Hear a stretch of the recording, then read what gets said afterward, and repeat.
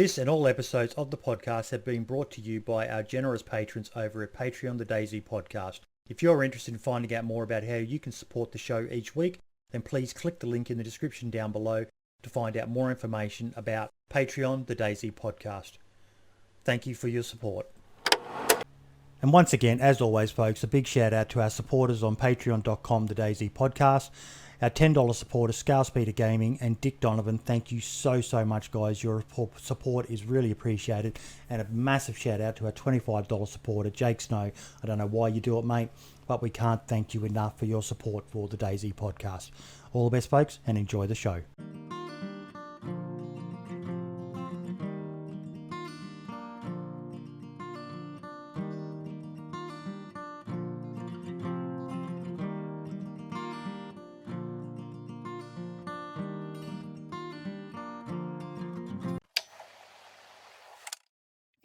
G'day, folks, and welcome to episode 50 of the DayZ podcast. Mark, it's good to have you back, mate. Be here as always. And a special shout out to our guest tonight, the one, the only, my fellow Aussie survivalist, TheDudeThor. How you doing, buddy? Yeah, not too bad, thanks, mate. How you guys going? Pretty damn good, mate. Pretty damn good. Had a busy week, so I wasn't online much, but still managed to scratch together the usual talking points for the week and make it here for the podcast. So, mate, we are going to focus on you to begin with. Mate, you have been grinding it fucking hard of late, mate. You are up like early mornings, you're up late nights, you're absolutely pumping out the hours, mate. Yeah. So change your schedule around a little bit. So I'm awake at 4:30 a.m. and jumping on at about 5:30 a.m. and then depending on how my day goes, whether I got work or not, I'll stream right the way through, or I'll bounce off and go do work. And do you mind saying what you do for a living? Yeah, no, that's all right, mate. So I'm a youth worker in therapeutic residential care. So I work with young people with trauma on care and protection orders. Yep. So basically those who are with social services, bad home lives and things like that. Jeez, mate, that's got to be fucking hard on you. It can be, yeah. It could go from 0 to 1,000 very quickly, or it could be a pretty chill day. But yeah, no. So any sort of background, the kids come from, and placed on care and protection, and then placed into one of our houses that we've got. So it's one of those things, man. Kids and animals. Anyone who fucking does bad shit to them, mate, are just fucking shit cunts in my eyes, and I can't imagine. A lot of people go on about soldiers and how much respect they deserve and the things they see, but a lot of people forget about frontline workers like yourself. Where you're dealing with kids who probably come from abusive backgrounds and had terrible and traumatic things happen to them. And I worked in unemployment services for a while, mate. And some of the stories I would get from people there, because, we would ask them, so what's your reason for not being able to work? And you just get these stories told to you and you just sit there and think, how do you fucking breathe, man? How do you find the motivation to get up? And when it's happening to children, mate, that's got to fucking get your blood boiling at times. Yeah, it does, man. It's sometimes hard not to go and grab the Batman suit out of the closet, mate. You know what I mean? A Batman suit? I thought it'd be a Thor costume. Well, that's what I use a hammer for anyway, mate. Around on the streets. No. So, you're 100% right, mate. And one of the things that we utilize in the industry, or one of the things that obviously we do a lot of training and things like that. And one of the things that we actually have to look at is the brain scan of a 5-year-old. And the two brain scans that they give you, one's from a 5-year-old in an orphanage, and the other one is from a 5-year-old who's just in a normal, what we consider a normal, happy household. And the brain of the orphanage child is half the size. Jeez. Now, this is half the size of a child who is in, otherwise the orphanage has a roof, food, heating. They're just missing that, parental good touch, love. Bad touch, like parental love, safe environment, all that sort of stuff. So then if that child's brain's half the size, imagine what's happening to the children that are going through verbal, physical, sexual abuse, all that sort of stuff. And then that's basically, we get them when they're sort of about 12 years old, generally speaking. There are other programs that have younger people, but the one that I'm a part of, we generally operate in the 12 to 18 range. And That's got to be hard, man, because they're getting a lot of anger towards the world at that age, and there's a lot of distrust in that. It's that's got to be fucking emotionally draining on you, mate. And then having to, finish work and then come and perform, basically, dance monkey dance on stream for people. There must be days where you just sit there looking at the go live button, going, I don't know whether I've got it in me today. I'm still thinking about little Joey or little Jenny, and yeah, well, I never really have trouble doing that with stream. I got to be honest, man. I love what I do. I love being here, and is it I your never. emotional data dump at the end of the day? Forget about everything at work and just focus on performing. Yeah, it's somewhere I love to be, man. It's somewhere I love to be. I love to see everybody coming in and having a good time.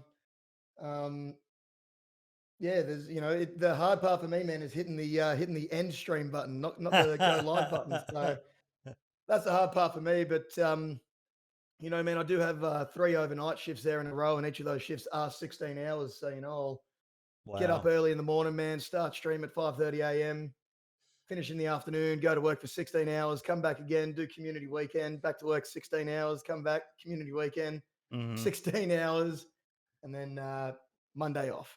And that's not only that's not the only good thing you do, mate, because obviously that's a paid job and you're being remunerated for it, but you also do some charity work in your own time as well, don't you? Yeah, correct. So I'm one of the co-founders of a local charity, man, where we dress up as superheroes for kids in hospitals and Got any hospital pictures you can settings, share mate. So on Discord so we yeah, can show man, folks? yeah, bear with me. I'll shoot them through to you now, mate. And yeah, we support other major charities, man, like Make-A-Wish Foundation and things like that. So I'll shoot those pictures through to you now, dude. Just stick them in the artwork channel. In the artwork channel, can do.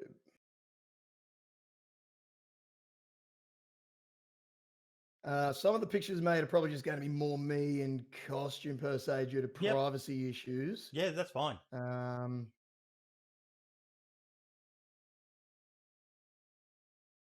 But can definitely chuck them in there, mate.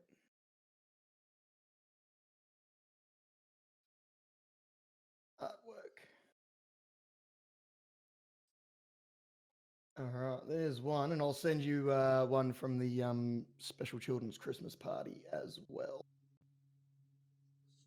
which is basically a big party at the end of the year where kids get to go and see Santa and see some superheroes and get presents and all sorts of stuff, which is a really awesome little gig. And it was really cool that even with COVID, they were still able to make it happen. It was a drive-through, so we were chatting to the kids through the windows of the car and stuff like that. But it was really cool that it was still able to go ahead, because usually there's a big event in like at the Daone Entertainment Center or something in not in Hobart, but just on the outskirts, and there's jumping castles and entertainment, singing, dancing, all sorts of stuff, man. And it's a really, really cool, positive experience.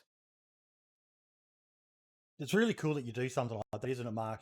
Just everyone should try to find some sort of way to give back to society around them. I've done some work with I like that in my chat. Oh, bullio. Not all heroes wear capes. Oh shit, he does. But I've done some charity work with a veterans charity that I feel very strongly about. Wounded Heroes. They do frontline assistance and that. So it's good that you're doing something like that, mate.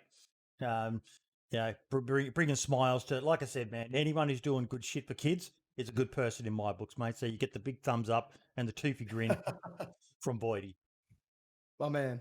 I might have to send you the Twitter post, man. Just I actually the other photo I was going to send you was on my corrupted SD card, which that's all right, mate. We got to show people. I'm hoping I can actually. I even invested in that just to try and get my photos off of the SD card. I'm like, as soon as it came up saying corrupted files, I'm like, no, I can't lose all these photos. So, are there any charities that you really support, that you get behind? Myself. Yeah. Yeah, man. I mean, I'm a big firm believer and lover of camp quality, man. Mm-hmm. I grew up with camp quality and was a camp quality kid myself. And I think that they are just absolutely amazing, mate. Make-A-Wish dude is so that photo I sent you, man. There's actually a young fella in front of me. He's about 5 years old, dude, and he's holding Mjolnir, which is actually made of zinc alloy. So it's actually a real metal hammer.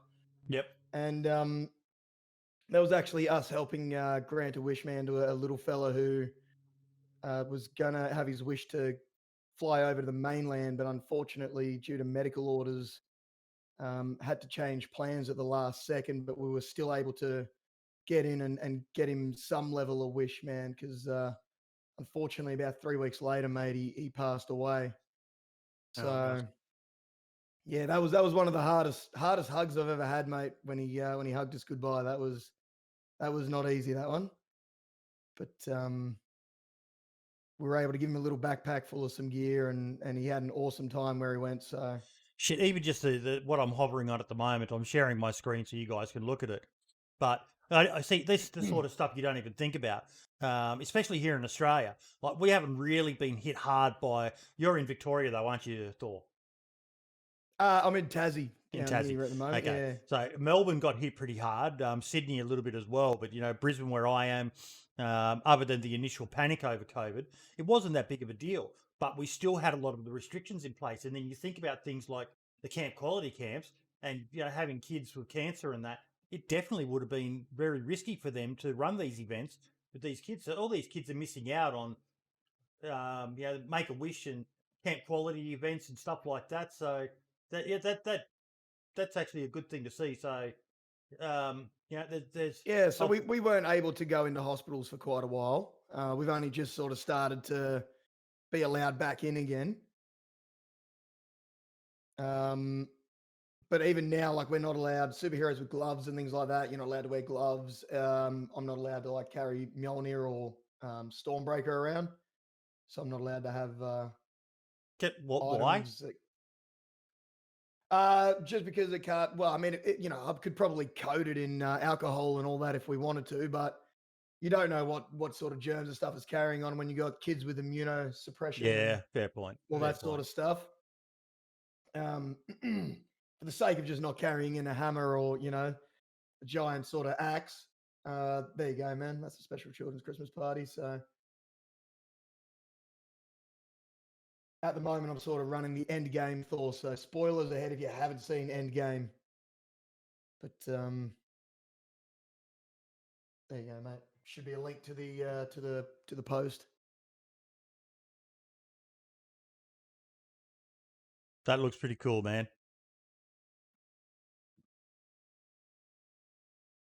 But yeah, the work Care Quality does, man, is absolutely amazing. And same with Make-A-Wish, dude. Starlight's another good one, mate. One of our fellow streamers, Pestilli, raising I think it was either 1.1 something, or might have even been a little over 1.2 million. That's the Aussie Escape from Tarkov guy, isn't it? Yeah. Yep. Yeah. So Pestilli absolutely just nailing it, man, in a 12-month period. That was incredible. He's an ex soldier as well in the He Australian is, Army. yeah. He is.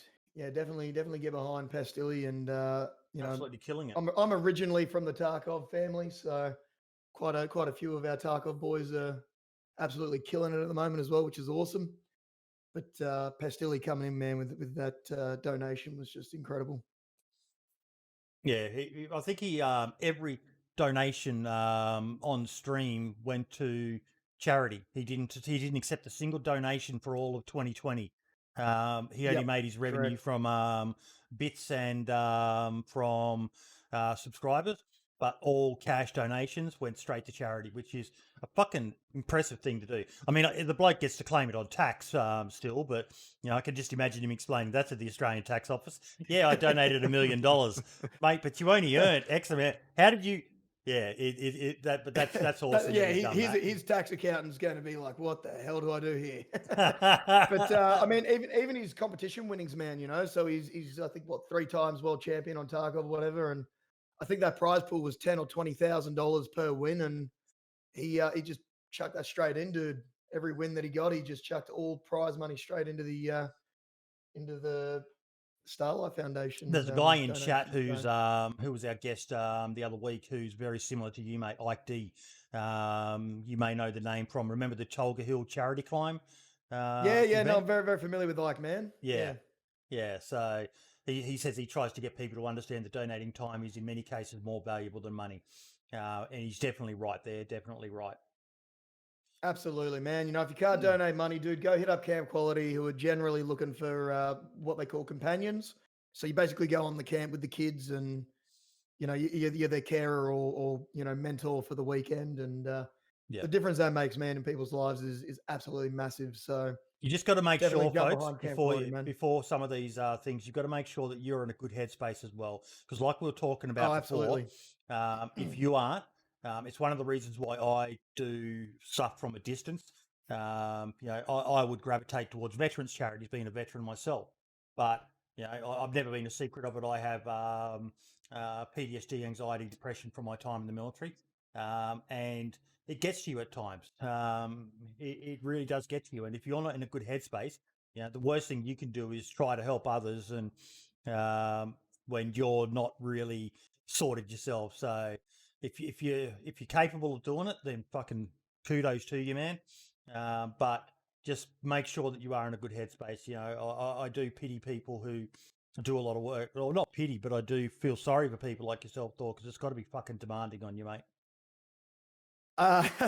Yeah, it's very can be very full on at times, man. I mean, the average lifespan of a youth worker, mate, is 2.5 years. So Yeah. I'm well in my industry anyway, man. You know, like there's other mentor roles you can go in, but some of the stuff that you know that our job is notoriously difficult.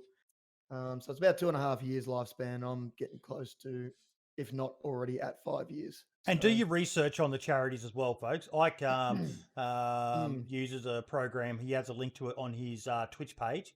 But do your research, because there's some pretty fucking dodgy charities out there as well that more money goes into absolutely, the yeah. actual running of the charity Ad- than actually goes into Admin side, five cents Yeah. goes into the program, and 95 cents goes into running costs.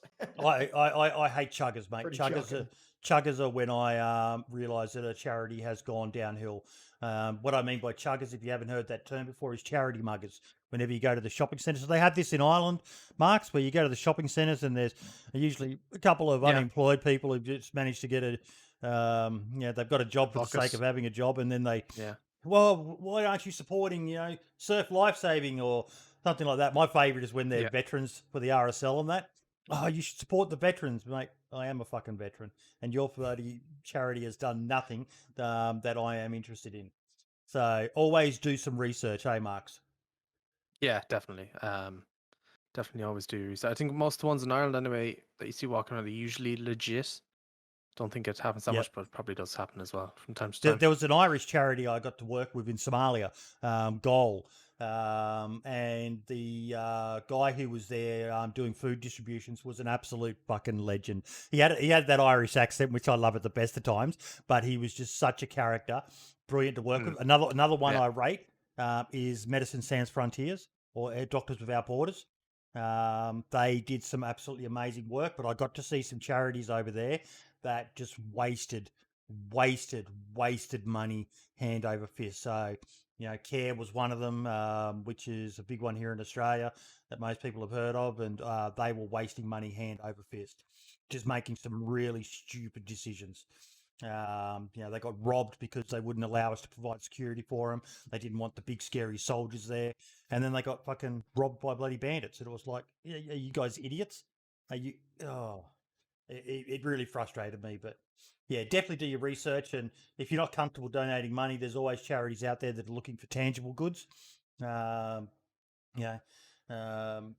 particularly coming up to major times in the world, man. You know, like Christmas and Easter. I mean, Easter being the most recent one coming up. So definitely charities out there looking for that, dude.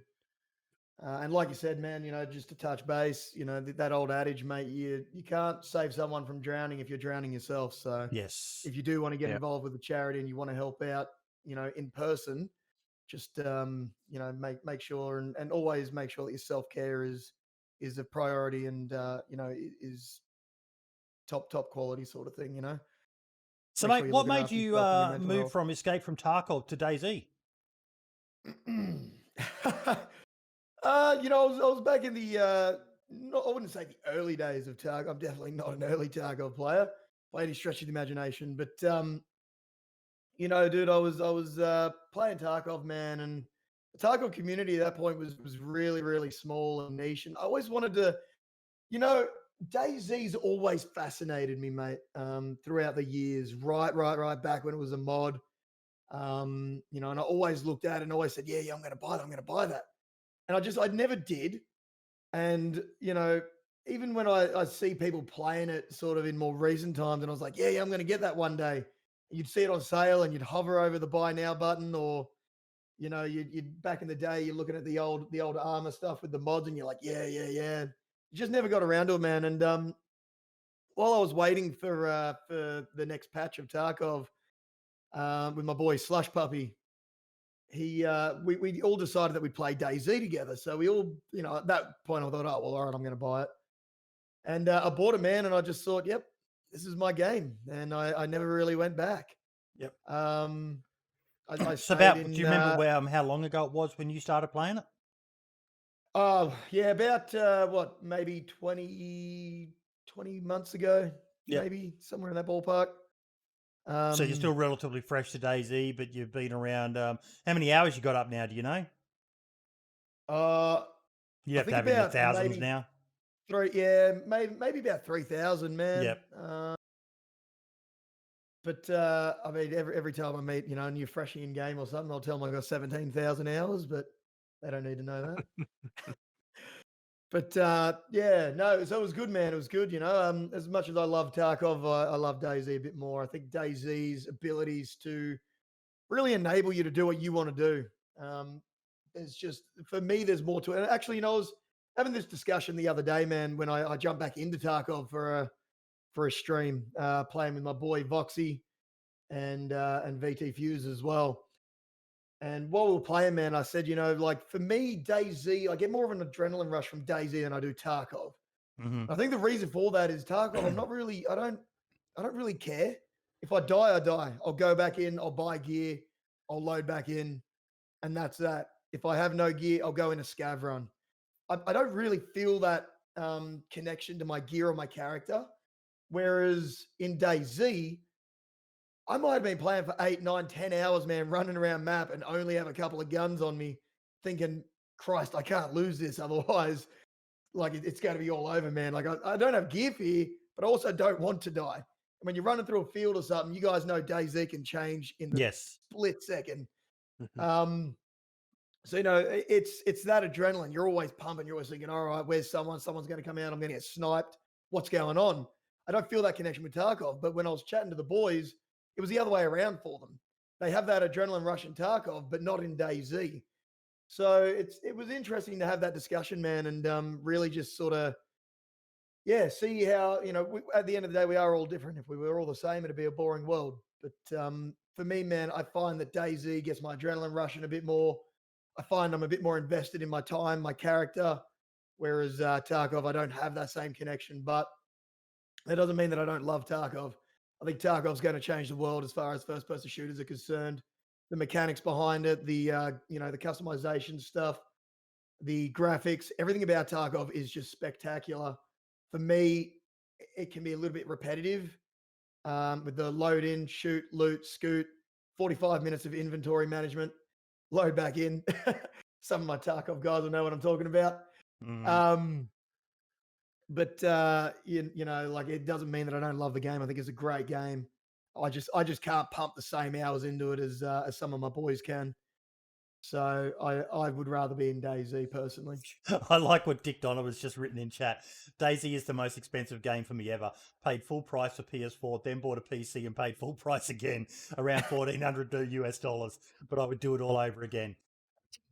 And that's it. Yeah, 100%. About the only guy who I can watch play Escape from Tarkov is Smoke, just because he's got such an amazing, you know, narrative, and you know, he almost semi-role plays when he's playing. And I like the concept of it, but it's more of a PvP game with a bit of looting than it is an interaction-focused game. I mean, I know there's PvP servers out there for DayZ, but I don't really like playing those. I like playing ones that are more geared towards interaction. And that's what separates DayZ from a lot of other games out there. For me, Escape from Tarkov, gun porn, and all the rest of it, and that intrigues me. But it's have they gone a bit too far with how over the top it is? I see there's videos out there about what's the best ammo, and I saw Pestily did an S to F tier bloody rating on all the different ammo types, and it's just I don't know. It intrigues me, but it's not the sort of game that I would ever end up playing. Yeah, I mean, it's it really depends. I think the interaction with the stream is always great. From boys like Juno, Voxy, Slush, and a lot more of my other Tarkov boys. But in the Twitter sphere, there's rumors that Tarkov's going to get VoIP, and if they also get VoIP, then yes, whoa, look out. There's going to be some words slung around on there. I think. Yep. It's going to make the game very, very interesting. It's always interesting, when a new zombie survival game comes out or any survival game, and they always liken it to the bastardized love child of Tarkov and DayZ. And I've never felt that about any other game. I don't think anyone has ever nailed it, even close to being Tarkov cross DayZ. But if you could genuinely get, DayZ's, play style and mapping everything, and then you get Tarkov's graphics and maybe even like they're definitely their PvP and gun mechanics. I think you would see just such an incredible game, man. It'd be unbeatable in the survival world. But have you played Tarkov, Marks? No, I've watched Pestily a lot, but I've never played it. Mm-hmm. Yeah, it's an interesting looking game, and I know a lot of DayZ people do dabble in it. The most famous of all is probably Smoke. Smoke's got his own fucking item in the game as well. That's how big a name he is in the Escape from Tarkov community. But yeah, definitely one to keep an eye on. And if they do add VoIP, it always worries me. Probably one of the worst cases of VoIP I can think of is PUBG. Now, people are probably expecting me to say toxicity and all the rest of it. No. They removed VoIP. I remember the early days of PUBG and being in those lobbies and the shit talking and trash talking that happened. Yes, you're going to get some racist fucking jerk and all the rest of it. And they just needed to add a way that you could report those people. A speaker comes up over their name when they're talking and you can identify who it is. And you and a bunch of others report and that person loses the privilege. But they removed it from everyone. And... now some of the early days of PUBG were fantastic, where you saw people talking and trash talking each other in a good-natured way. And now they've just gone and removed all of that. It's sad. It's one of the things I love about DayZ. Zombie Lee said in chat there, Marks, death voices. Now I know that's controversial for some people, but I loved it when you could hear the other person while you were dead. Yes, it'll get your blood boiling when they come over and trash talk you and, you fucking noob, you fucking shit, you can't aim for shit and all the rest of it. But I liked it. I understand the realism argument, but hey? We do have that in DayZ. Like, if you die, you could still hear people talking until you hit the respawn. That's a bug, though. That's not an intended feature. Sorry. There's no bugs in DayZ, yes, mate. We call them features here. A happy coincidence feature. Because they removed it. Correct, yeah. One of my favourites, I always talk about it, is Fubar Bundy with his bitch that he used to say to people after he killed them, and it was just, I know he was devastated that they took that away, but. Yeah, I hope that they make that an actual feature because, it's good for a laugh.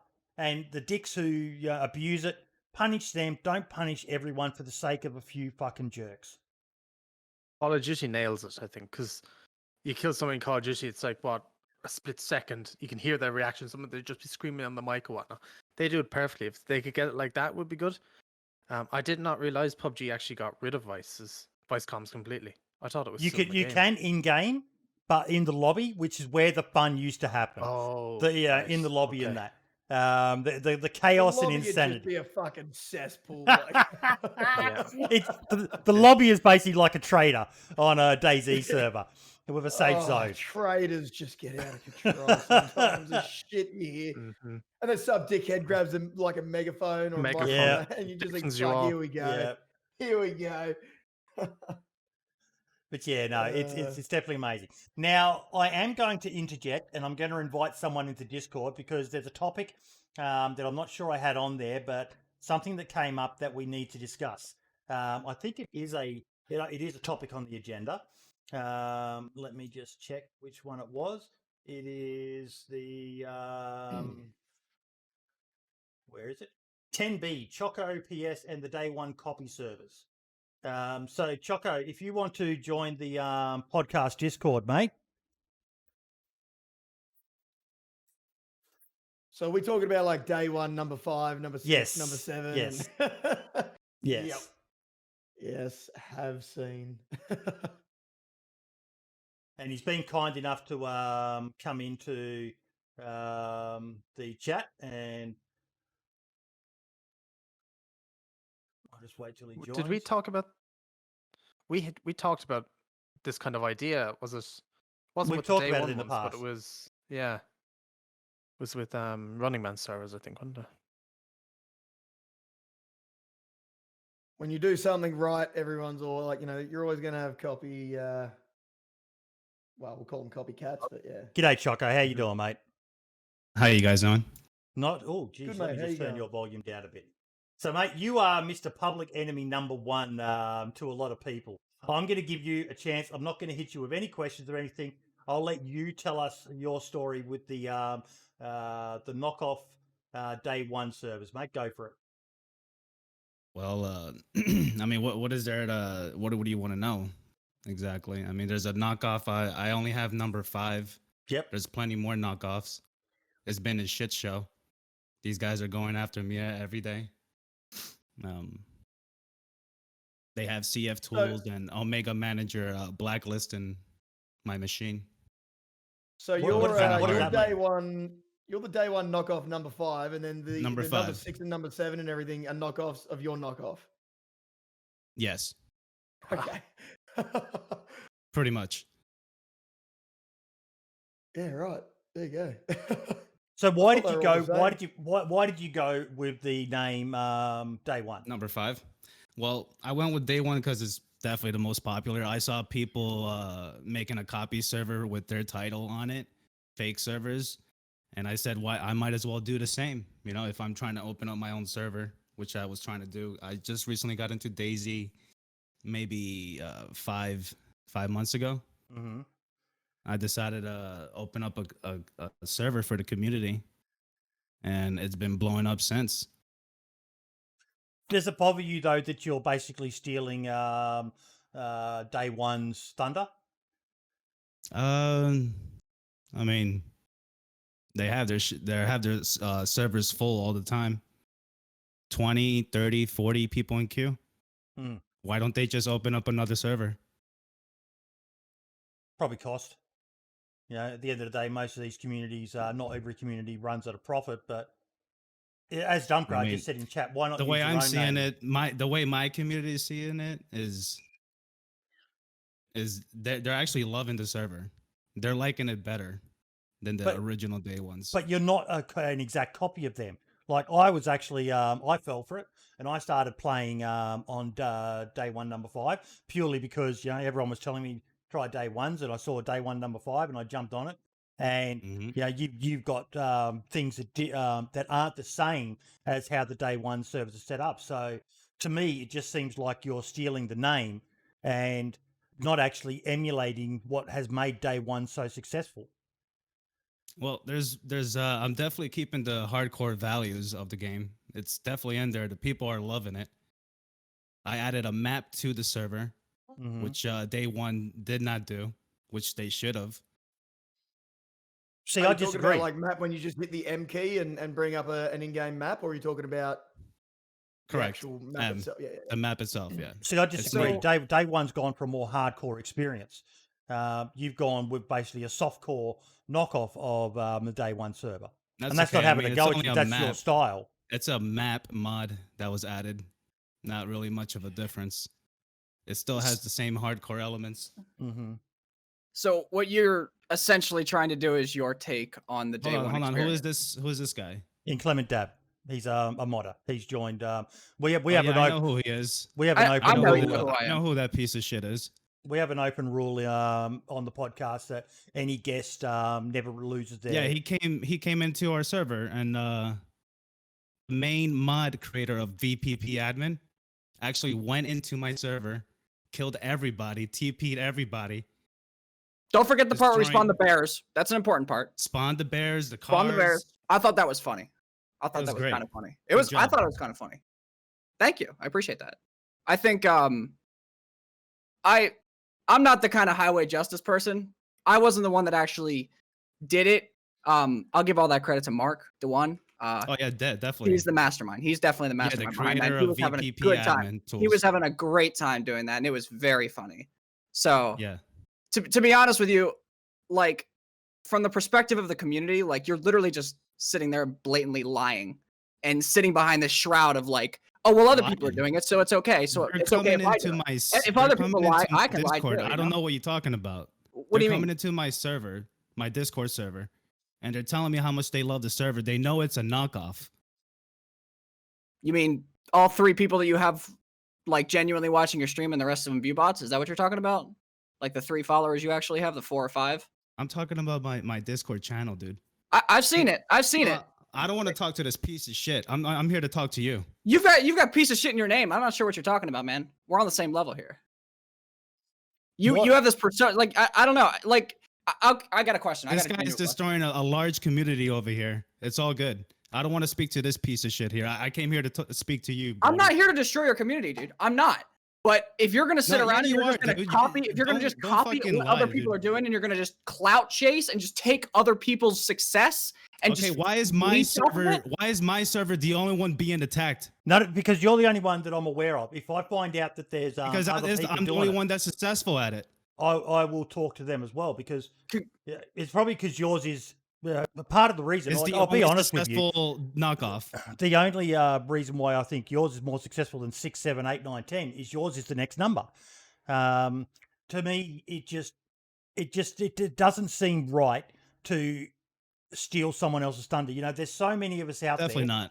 not. And it's it's the same could be said of Twitch streamers and mods. You know, even mod creation. That there are people out there who steal someone else's idea, steal someone else's code, steal someone else's style of streaming and all the rest of it, and it doesn't feel right to a lot of people. Can you understand that at least? Yes, I do. I also do understand that the community hates waiting in queues. They don't understand that. Yeah.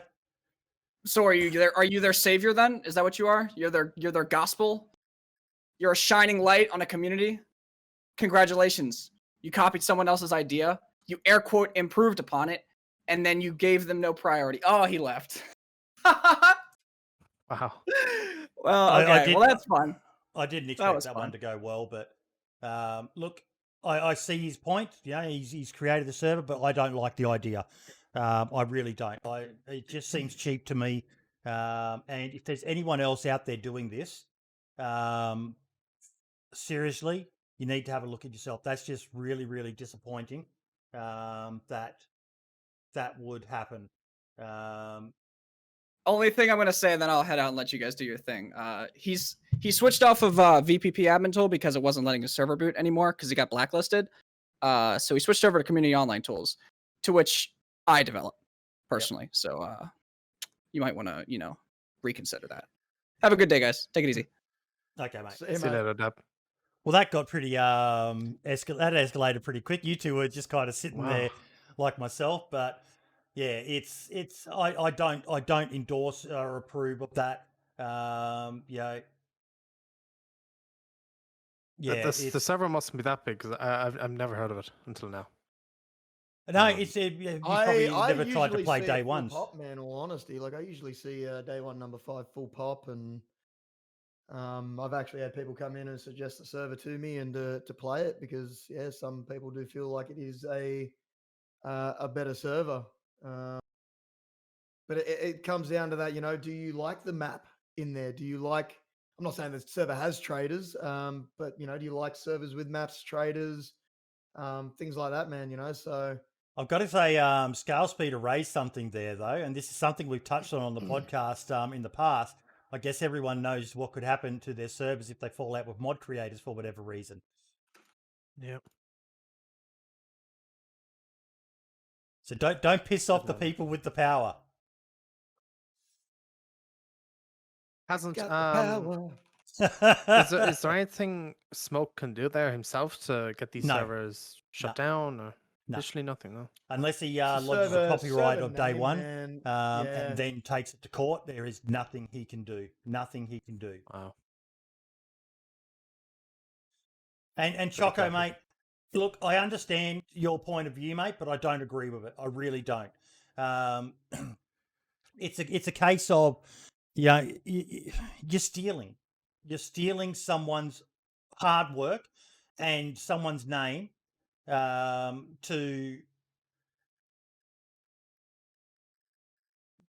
basically create your own community. And if you're comfortable with that, so be it, mate. But for myself, it is not something I would ever do. And yeah, it's... Yeah, it comes down to, I think, like there's this, I know one of the things that we're going to chat about a little bit later is a Twitter Twitter post, sorry. And, it comes down to the fact that I guess that's one of the things, good or bad, about DayZ, is it's how you want it to be. You might not respect the way someone does something. You might not respect the way they play. You might not like it. But I guess at the end of the day, it's their right to do what they deem fit.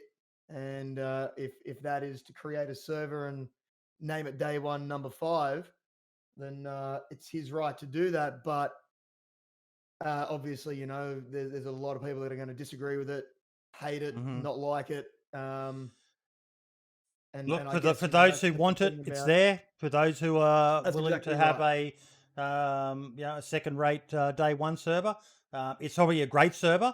I enjoyed my time playing on it when I thought it was a day one server. I'm not going to lie, I enjoyed myself. They've got a nice little raiding mechanism with hacksaws and stuff, and I got on and raided someone's base and stole their car and a bunch of other stuff, and I did enjoy it. But it comes down to infringement is infringement. But maybe just add it to your server description, mate. That it's a knockoff of day one, number 5 knockoff. Be a bit more honest about it, because a lot of people are joining. Just chuck unofficial in there in the title. Yeah, Just chuck unofficial in there. Unofficial sounds more professional than knockoff, but yeah, Rivet. I know Try- day one try servers make it don't sound a do little bit bases, better. and when I found the tents with the locks on them, I thought, oh, they must have changed it, because I wasn't following it that closely, and ended up, it was tents with code locks on them, Choco. But yeah. Anyway, we shall move on to another topic. Let me just find the agenda again. So we have got the update on the BWAF servers. Now, let me just share my screen again. Boomer takes his time. So Wiidevil put out a tweet saying he had done an update. The person that started the whole situation with Pansy is now permabanned, as are all his friends. I am also now rebuilding my community from the ground up with me alone if necessary. I regret some decisions I have made, but can only move forward. I invite everyone to read the recent announcements for myself in my BWAF community Discord. Things will change. I need no sympathy nor forgiveness. For those friends I've lost, I lose nothing. I love this community. I've been here 7 years and will start over with me alone if need be. I thank those for all their kind words and support recently, and also for the lessons I've learned. It's been 7 years and times have changed, so I need to step up my game. But when BWAF is on form, we are good, very good, so don't count us out yet. And I did reply to him, basically saying, those who you lost, mate, they weren't friends to be there. It was a fuck up. It was a bad situation. but it wasn't worthy of the people saying marks that I can't have anything to do with you now. Ben had nothing. We talked about this last week. Ben had nothing to do with the actual incident. It was other people. Did he handle it right? We both agreed no, but he's rectified that. Yeah, like he wasn't even there at the time, so people were giving out about why weren't they banned straight away and all this. So it was blown way too out of proportion, and the people that were leaving them all that just they're no good to be around anyway. So they're better off being gone and out of the situation completely. So Yeah. Did you follow that one at all, there, Thor? I saw some things on Twitter, and I can only assume, given screen names versus real names on Twitter, that it was potentially the same person. And a lot of the shit I was seeing, I thought that, yeah, if that person was still a mod, man, he needed to be removed immediately. Yeah. Look, Look, the shit I was seeing on Twitter, dude, was pretty disgusting. I'm not going to fault But- Ben though. Look at me. No, I've Ben, invited Choco on. I've had Milo. I've had JLK when he had his scandal. I'm in talks with another guy at the moment who is universally hated in the DayZ community. But everyone has a story, and I'm prepared to give people chances if they warrant it. But yeah, it's what were you going to say, Thor? I was just going to say, like, I didn't see the outcome of it.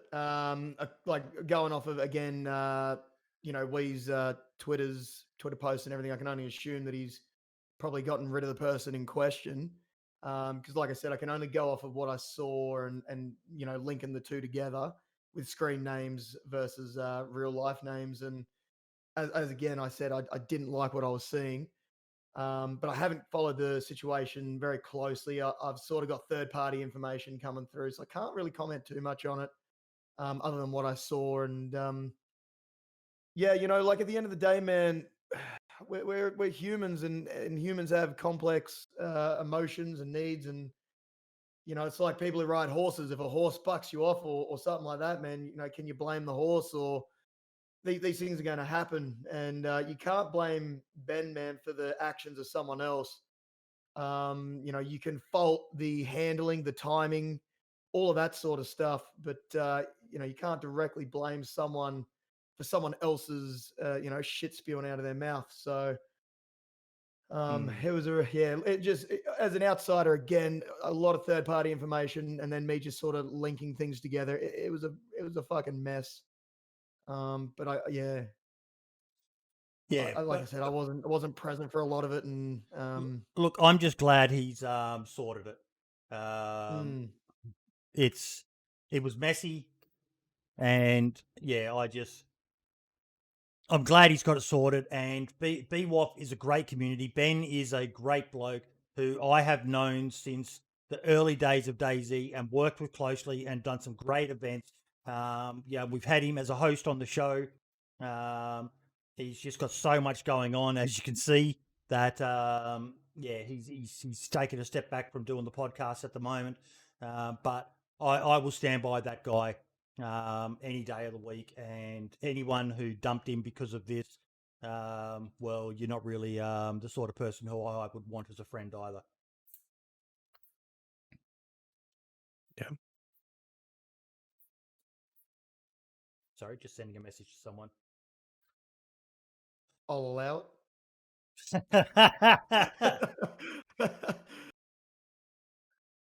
Okay. Well, back to the agenda. War Dog, man, he's doing a bit of a inclement dab. He's just kind of come out of nowhere. Watch this shit.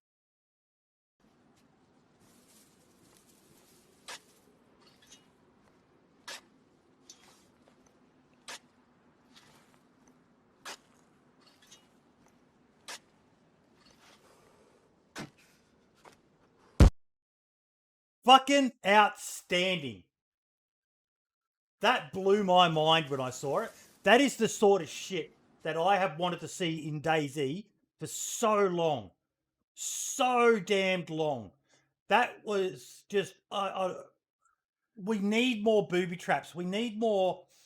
If you can add something like that to a base wall, so that when the wall is destroyed, a grenade drops down. It's. I know he's been around before, but he's just coming out with this amazing shit that is blowing my mind. That there, no pun intended. But how good is that? Being able to booby trap a stash. It'd be really, really cool. Booby trapping a stash would be great. Yeah. Imagine the look on your face when you take that stash out of the ground and you're still doing the animation and that grenade pops out. It'd scare the life out of you. So Shit. it'd be great. We've actually got War Dog lined up as a guest to come on in the future because I really want to talk to him about these ideas. But it just shows that there's still so much life left for the modders in the DayZ community. And not only this one, but he's also got another little post that I thought was very intriguing.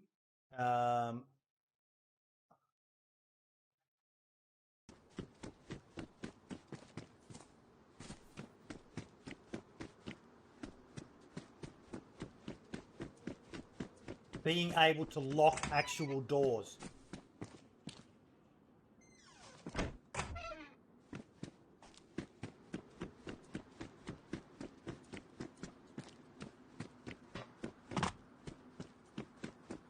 And I want to find out more about this. Is this like a lock you're going to be able to craft in the game using assets or something like that? Because you guys probably know I've been dabbling in Scum a bit lately. And you could lock any door in that game, and to be able to do that in DayZ, to be able to lock down existing structures, that's fucking awesome to me. This has surely got to be easier on servers than people building McMansions, just being able to lock down an existing building. What do you guys think by it? It's cool. I like him. It's very, very cool. Yeah, I like your McMansions comment, man, because some of the fucking bases these days, dude, are just Crazy. fucking Trump Tower. You get there and there's 70 floors of just pure frame destroying pain in the ass. You know what I mean? And yeah, man, it would be. This good is if his you Twitter. could, Follow this guy, folks. Give this guy a follow if you want to keep track of what he's doing, because the one that's got me the most excited, I'm not going to lie, is the buried stashes with a grenade. That's just fucking next level. I love that idea.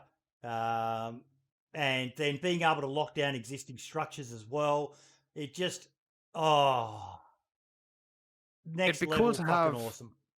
It'd be cool to have all those small little mods into like one big mod that you could just install on your servers. So Yeah, it gives but you all just little things like that. It gives you the problem of look at expansion, how much hate they got. They packed a shit ton of stuff into their mod, and then everyone gave them shit about not being able to get break it down and turn things off and all the rest of it. And it's like they're damned if they do, they're damned if they don't. I'll show them the Ender Pearls. The Ender Pearls were pretty cool. Where is that? If you've got a link to it, mate.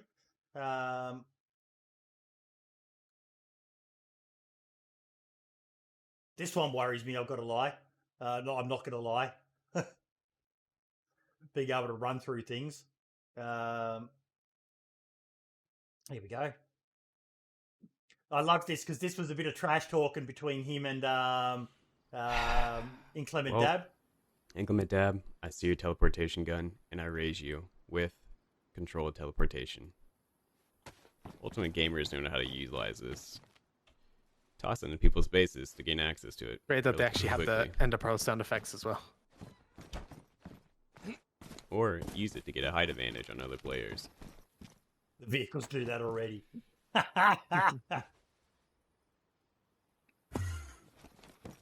Get even higher to get those pesky roof campers off their frickin' roof.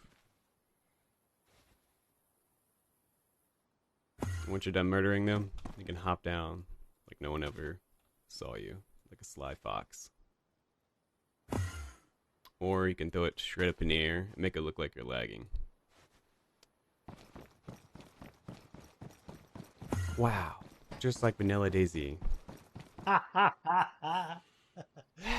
And yeah, the thing I love about it is now the purists out there are sitting there, they're cringing, they're rolling over in their graves.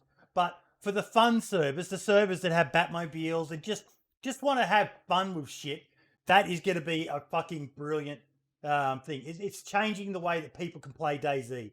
So as much as I wouldn't have something like this on my server, but I love things like this. This is fucking awesome. It's fun, like Zombie Lee said in chat there, Marks. It's fun, and that's what's important. He's not doing it to fuck with people or anything like that. He's just doing it because it's something fun for the game. Yeah, exactly. As long as you're not hurting anybody or ruining anybody else's game experience. Yep. Knock yourself out with it.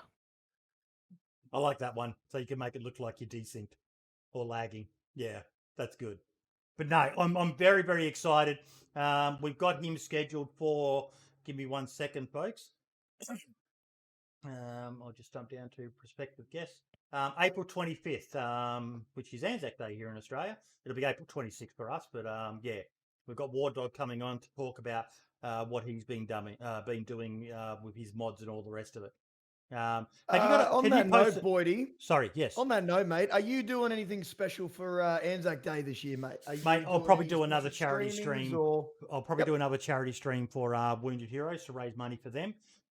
Wounded Heroes, for those that don't know, is my charity of choice. They're Australian, so I would encourage people to, maybe do one for theirs. But this is their website. The thing I like about these guys, I know we're breaking away from the DayZ stuff, but they provide frontline support. They get no government funding because they will give cash to people in need. I subscribe to their 8 for a Mate program, which is basically, fuck me, I'm getting confused by what screen I'm looking at. $8 a month goes into their coffers to basically give them money to, if they find out that there's a homeless veteran in, XYZ town, they will go there, they will grab him, they'll tell him to meet him at McDonald's or something like that. They'll buy him a feed. The bloke has even given cigarettes to fucking people. I know that's, we shouldn't smoke and all the rest of it. But for those who are smokers, when you're broke and you don't have are either of you two ever been smokers? Had cancer, mate. Can't. Yeah. So when you are a smoker and you're broke and you can't afford cigarettes, it actually stresses you out. It's an addictive fucking drug. And these guys are just there to help people out and try to get them immediate frontline support before a lot of charities, you work with charities yourself there, Thor. It takes them a long time to kick into action, doesn't it? Yeah, man, absolutely, dude. It, sometimes the gears grind very slowly in the non-for-profit world. The other thing, man, is we see that a lot with the young people that I work with, man. We see a lot of those nicotine withdrawals and the effects of people who might be suffering some level of PTSD or something to that effect, and what you might see as someone overreacting is completely a standard response for someone who's got PTSD, or in the particular case where I'm working with trauma-informed care, the neurological pathways are so badly damaged or just not created, or whatever's going on in the brain, and putting a chair through a window is a completely normal and acceptable response to not having a cigarette or not getting something you want. And it's sometimes things like this, although we sit there and think it's just a cigarette, it's just nicotine, it's just this, it's just that, we don't necessarily know what's going on for the person under the skin, so to speak. Yeah, if you're Aussie, even if you're not Aussie, if you just respect soldiers, there's a link to their donation page. Anything you can spare is appreciated. They're just down the road from me as well. They also do gel blaster games as well. So it's really good to see. They've got a no alcohol policy, which I fully support. I don't mind a beer, but as most people know, alcohol is a depressant. And when you're down on your ass, the last thing you need to be doing is drinking and making it even worse. So, yeah, very, very cool organisation. They're my charity of choice, folks. But yeah, back to the agenda. So we have also got the awesome news that Deer Isle has hit 200,000 subscribers on Steam. That was good to hear. That was really good to hear. That map, that's getting big, isn't it, Marks? Yeah, it's getting popular by the day. More and more popular by the day. And make sure you go check out his Twitch channel. Have you watched him on Twitch, Marks? A bit, yeah, I have. It's awesome watching him, isn't it? Just the attention to detail that guy has. Yeah, like he'll spend a couple of minutes just placing like a bush and make sure it's kind of perfect so it's not Yep. clipping anything and stuff. He really does go into a lot of detail with it. Have you played it yourself, Thor? Deer Isle. Yeah. Yeah, mate. You know, like Deer Isle back in the day, dude, when they were still very, very much coming in with the updates and trying to populate it and trying to get a bit more in the map when it was very, very open, but not really much going on. So, you know, I've played it since those days, mate. And even then, I always stood by Deer Isle as a highly underutilized map by server owners. I don't think enough server owners are on the Deer Isle train. I think, you know, like I always say, dude, you know, because Livonia is personally my favorite. And I know Livonia is one of the lesser liked maps out there. I love it myself. And, you know, even when people come out, dude, with new maps and everything, you know, my argument against them is how long is this map going to last? Because generally speaking, mate, I think Chernarus was out for too long. I think it was out for too long. And as humans, dude, it's human nature that we get sucked into what we feel comfortable with. You know, and I think we see that a lot with Chernarus. I think even though all these great maps come out, and in my opinion, some of them are far better, you know, Chernarus is still where people will go back home. That's their home. That's where they feel comfortable. They feel safe. Yep. They feel happy. And that's where they'll go back to, even though it might not necessarily be the better experience. And I know a lot of people argue with me with that, and that's fine. Again, you know, we're all different. We all love what we love. But it's always interesting to see new maps come out. And I really think server owners do not utilize Deer Isle enough. You don't see enough Deer Isle maps being pumped out there in the community servers. Obviously, there's a couple of guys who are really, really popular. I know Zero Deer Isle is a really popular community server. And even then, man, you know, you see sometimes their numbers are down at 1, 2, 3 players, dude, on a very large map. So the beauty of Deer Isle as well, mate, is unlike Livonia, there's no paywall stopping people from joining it. That's true. So, yep. yeah, and the other beauty with Deer Isle as well is Benny or John McLean. He's still fucking developing that map. He's still working on it. So it's a map that's only going to get bigger and better as time goes on. Yeah, so it's always going to be interesting to see, you know, look, I've got my maps for my different purposes. If I want hardcore PvP, you will not get better than Chernarus. You know, that's where you go for the hardcore PvP. If you want adventure and PvP, I feel like Livonia's got a good mix. You want adventure, Deer Isle, man, can't go past it. All these servers or all these maps have their pros and cons. You want survival? I don't think anyone can argue that Nemauska is probably one of the greatest survival maps of all time. You know, like I think, yeah, if you're really after a particular experience, obviously you could tailor it to a map. But yeah, it's going to be interesting to see Deer Isle's future, man. And I think Deer Isle at the moment is getting a lot of love, but again, highly underutilized. I just don't think that there's enough options out there for Deer Isle. I don't think enough server owners are jumping on that train. So it's going to be interesting to see how that moves forward. And obviously, we got a couple other maps in development at the moment that are going to be dropping out sometime in the near future, I imagine. So, yep.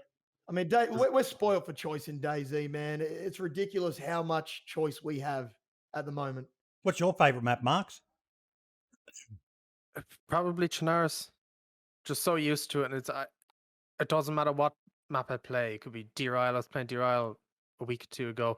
Nemauska, I always end up going back to Chernarus every once in a while. It's just like Thor said, it's just super comfortable with it. You know, you start to know it really well. I haven't played Chernarus in well over 1 to 2 months, I reckon. All I've played is Nemauska and Livonia. Deer Isle I haven't played yet, but that's because I'm waiting. I'm hoping Spud will start a Deer Isle server here in Australia with the DayZ Down Under feel to it, and I'll probably play that. But I'm just kind of a bit bored with Churnerus, to be honest. I love Churnerus, and I know I'll go back to it. But yeah, It definitely does get boring. It is nice to switch it up every once in a while, but I always go back to it for some reason. I hadn't Yeah. played Chernarus in months, and I jumped back on the other day and probably had one of the best adventures I've ever had. I think it was, I met up with some cannibals, and as you can hear from my voice, there's a lot of yelling and betrayal, and it was just absolutely incredible, man. And but again, that comes down to the in-game guys. Like the maps play a large part, but really it's a DayZ community, man, that makes it what it is. And it's that back to that real early where we're talking about Tarkov and DayZ and everything. It's that VoIP, the ability to interact with others, man. And that's why I don't play single player games, or if I do, I play them for a couple of days, man, and then I'm done. Like I have no interest. I would really rather play online with other people, and the shit we all get up into DayZ, man. I mean, I've had to tell my next door neighbors, dude, that my wife and I live a very happy, loving household. So when I'm screaming, "Get on the fucking ground, C word," I'm talking to someone on a video game. Now, eat your friend, fucking eat him. No context DayZ is a dangerous thing. So I've had to say to my next door neighbors, because I'm a loud guy, my household is loving, it's safe. Obviously I work in an industry that is anti-domestic violence and things like that. And DayZ, no context, is a rough thing to be yelling. Yeah. I mean, you listen to Uncle Ray Ray. Could you imagine living next to him? oh, Mate, our boy would be getting into. I'm surprised he hasn't had the police called on him. Some of the things out of his mouth, mate. Oh yeah, it's Ceramore as well. Ceremore's another mad one. Ceremore's another one, man. So it's actually one DayZ that I want to touch on, and he's in chat right now, is Lax. I was watching him the other day, mate, and he was talking our handsome about boy Lax. his goals for 2021, and he wants to move to a new house and all the rest of it. He streams in his lounge room, and he's got daughters. What must they think of him? It must be, Mummy, why is Daddy crazy? Mummy, is Daddy drinking again? Yeah, that's exactly right, man. And Lax, some of the things that comes out of our handsome boy's mouth is just fucking nuts and chaos at the best of times. And it must be hard having kids as well for those DayZ players out there. How do you explain to your child that you're a crackhead without being on crack? You know what I mean? How do you explain that to your kids? They just sit there going, "Mommy, like, why is Daddy or Daddy, why is Mummy doing this?" And it's just like, don't worry, it's all sorted. Lax just said he locks the daughters in the shed. Go to school, mate. Don't they teach you that in school? They teach you sex ed. Why can't they teach you DayZ ethics?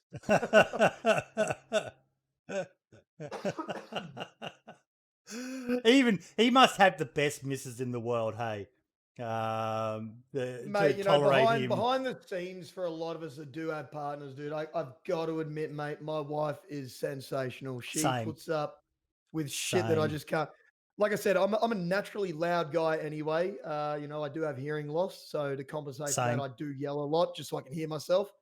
Even though I don't realize I'm doing it, but that's what we do when we're deaf.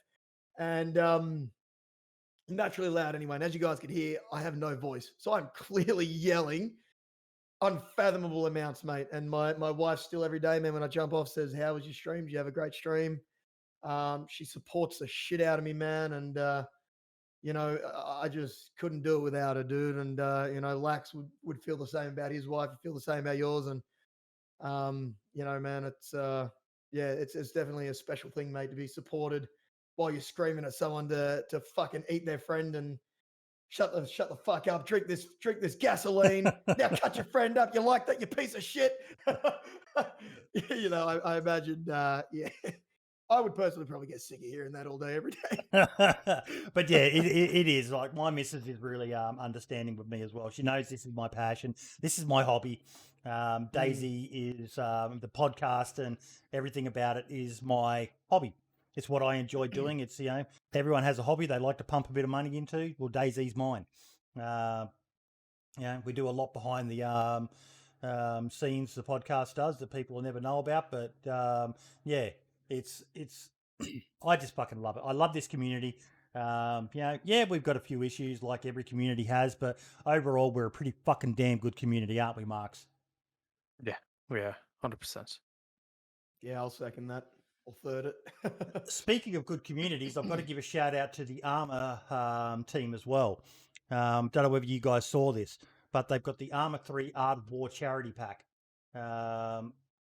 I did see that. Yeah, I saw that they were posting about it, man. It looks like it's an interactive museum of sorts with extra missions and just some art and things that you can actually look at. Is that correct? 100%. in saying that, I Ciao? believe there's like a mission with it, and 100% of Bohemia Interactive's proceeds after tax from the Armour 3 Art of War charity DLC will be donated to the International Committee of the Red Cross. There are 3 price tiers for purchasing this charity DLC for those who wish to donate more to the cause. All 3 purchase options include the same content. After the initial fundraising period, this DLC will eventually become free to all owners of Armour 3 towards the end of 2021. So you've got showcase cultural property, experience international humanitarian law in action, and help protect a valuable work of art in a new single-player scenario. Formal suit on several colour combination outfits with the sharpest of dresses, parade uniform, a parade cap, a civilian backpack. So there's a whole bunch of things in there. But I love when games do things like this. Everything's going to charity, bar what they have to pay in taxes.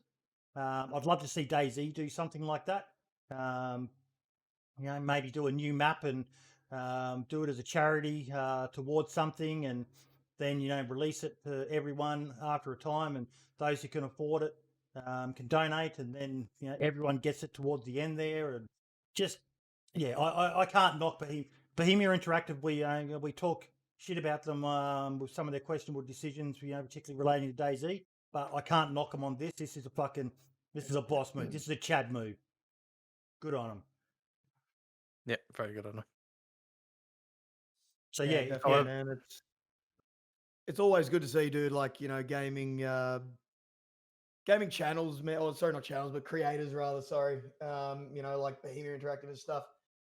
Getting behind, whether it's charities or getting behind streamers or just getting behind their community, man, more than anything. And that's awesome, dude. I like the 3 tiers. I like the idea that, and that's one of the things I think is awesome, because guys who maybe can't afford much, or maybe can't afford it at all, man, other people can go, you know what, for $2, man, I can grab this for you. Let's go. Let's get this and play it together. Or someone can go, I want this thing. I want to support it, but I got to eat this week. How am I going to do that? The low tier, man, gives them that option. But then guys who might be doing a bit better can go, man, this is a great cause. I'm gonna buy, the high tier. Or they could even turn around and do giveaways with their mates, or if you're a streamer, you can do giveaways in your community and buy 10, 20, 30 of the packs. So it's really good, man. I like the different tiers because it really limits. And even just saying, look, guys, if you can't afford it now, don't stress. You will get this for free in the future. So even the guys that just flat out cannot afford it will still be able to enjoy it, man. And I think that's awesome, dude, because paywalls, it's the same with like community weekend at my end, man. It's why I won't do things like Sub Sunday, because not everyone can afford to sub to your channel. So you just do community weekend. Everyone's welcome. And that's what I like to see with these guys, dude. Not putting a paywall in front of people and saying, hey, no matter your status in life, you will be able to get this at some point. But right now, here's multiple options if you want to support it. And it really opens it up to people who might be able to buy 3 copies for $2 instead of buying the $7 pack. You know what I mean? I could just imagine people maybe gifting it as well. Some streamers and that. I'm buying 10 copies of it, and I'll be gifting them out in the stream as my way of doing charity. They can claim it on tax, and just a good way to help the community. 100%, man, 100%. And like I said, it's always great to see these guys, like game devs and stuff, actually doing it, man, getting behind it and supporting their community, whether it is with charity stuff or whether it is, jumping in and maybe doing more in-game stuff. I think one of the big head moves, man, of Battle State Games, dude, was doing Twitch drops. Tarkov went from on a good day cranking 3,000 to 5,000 viewers in Twitch to all of a sudden on their first Twitch drops, man, doing 200,000. And then in more recent Twitch drops, biggest game in the world. Like we're talking hundreds and hundreds of thousands of people tuning in on Twitch, man. And that was just them with a real big head move, 200 IQ play, coming in and supporting the community and the streamers, dude, alike. It was a win-win for everyone involved. Yeah. So, Battle State Games really did a great thing. And I've often asked this question on Twitter, what could DayZ do to help their community? And I think, a lot of people laughed at me in the beginning, man, because of DayZ's open world survival. But then I think, what made me, you got to sound a little cocky or arrogant here, felt a little bit vindicated, felt like I was a little bit right to ask the question in the first place, was Rust coming out and doing drops. Now, if Rust can do it, man, I really don't see why DayZ can't. So I feel like the ideas when people were coming out and saying DayZ can't do it for these reasons, I feel those reasons were, just in the back of my mind, I was thinking, well, I'm sure DayZ could do something. And then when Rust came out and did it, I went, there it is. 100% something can be done. I'd love to see DayZ jump on board, man, and do something cool like that. Same. But we'll see how it goes. Damn, my chat is firing at the moment. They're still talking about it. I see you nodding there, Mark. You're watching my chat as well, are you? Yeah, I am. Yeah. Keeping an eye on us. It's we will come back to this topic at a future date, people. So, Choco, I will get you on with just me and you sometime in the near future in a private channel. So it's just me and you, and we will continue discussing this because I would like to explore it more.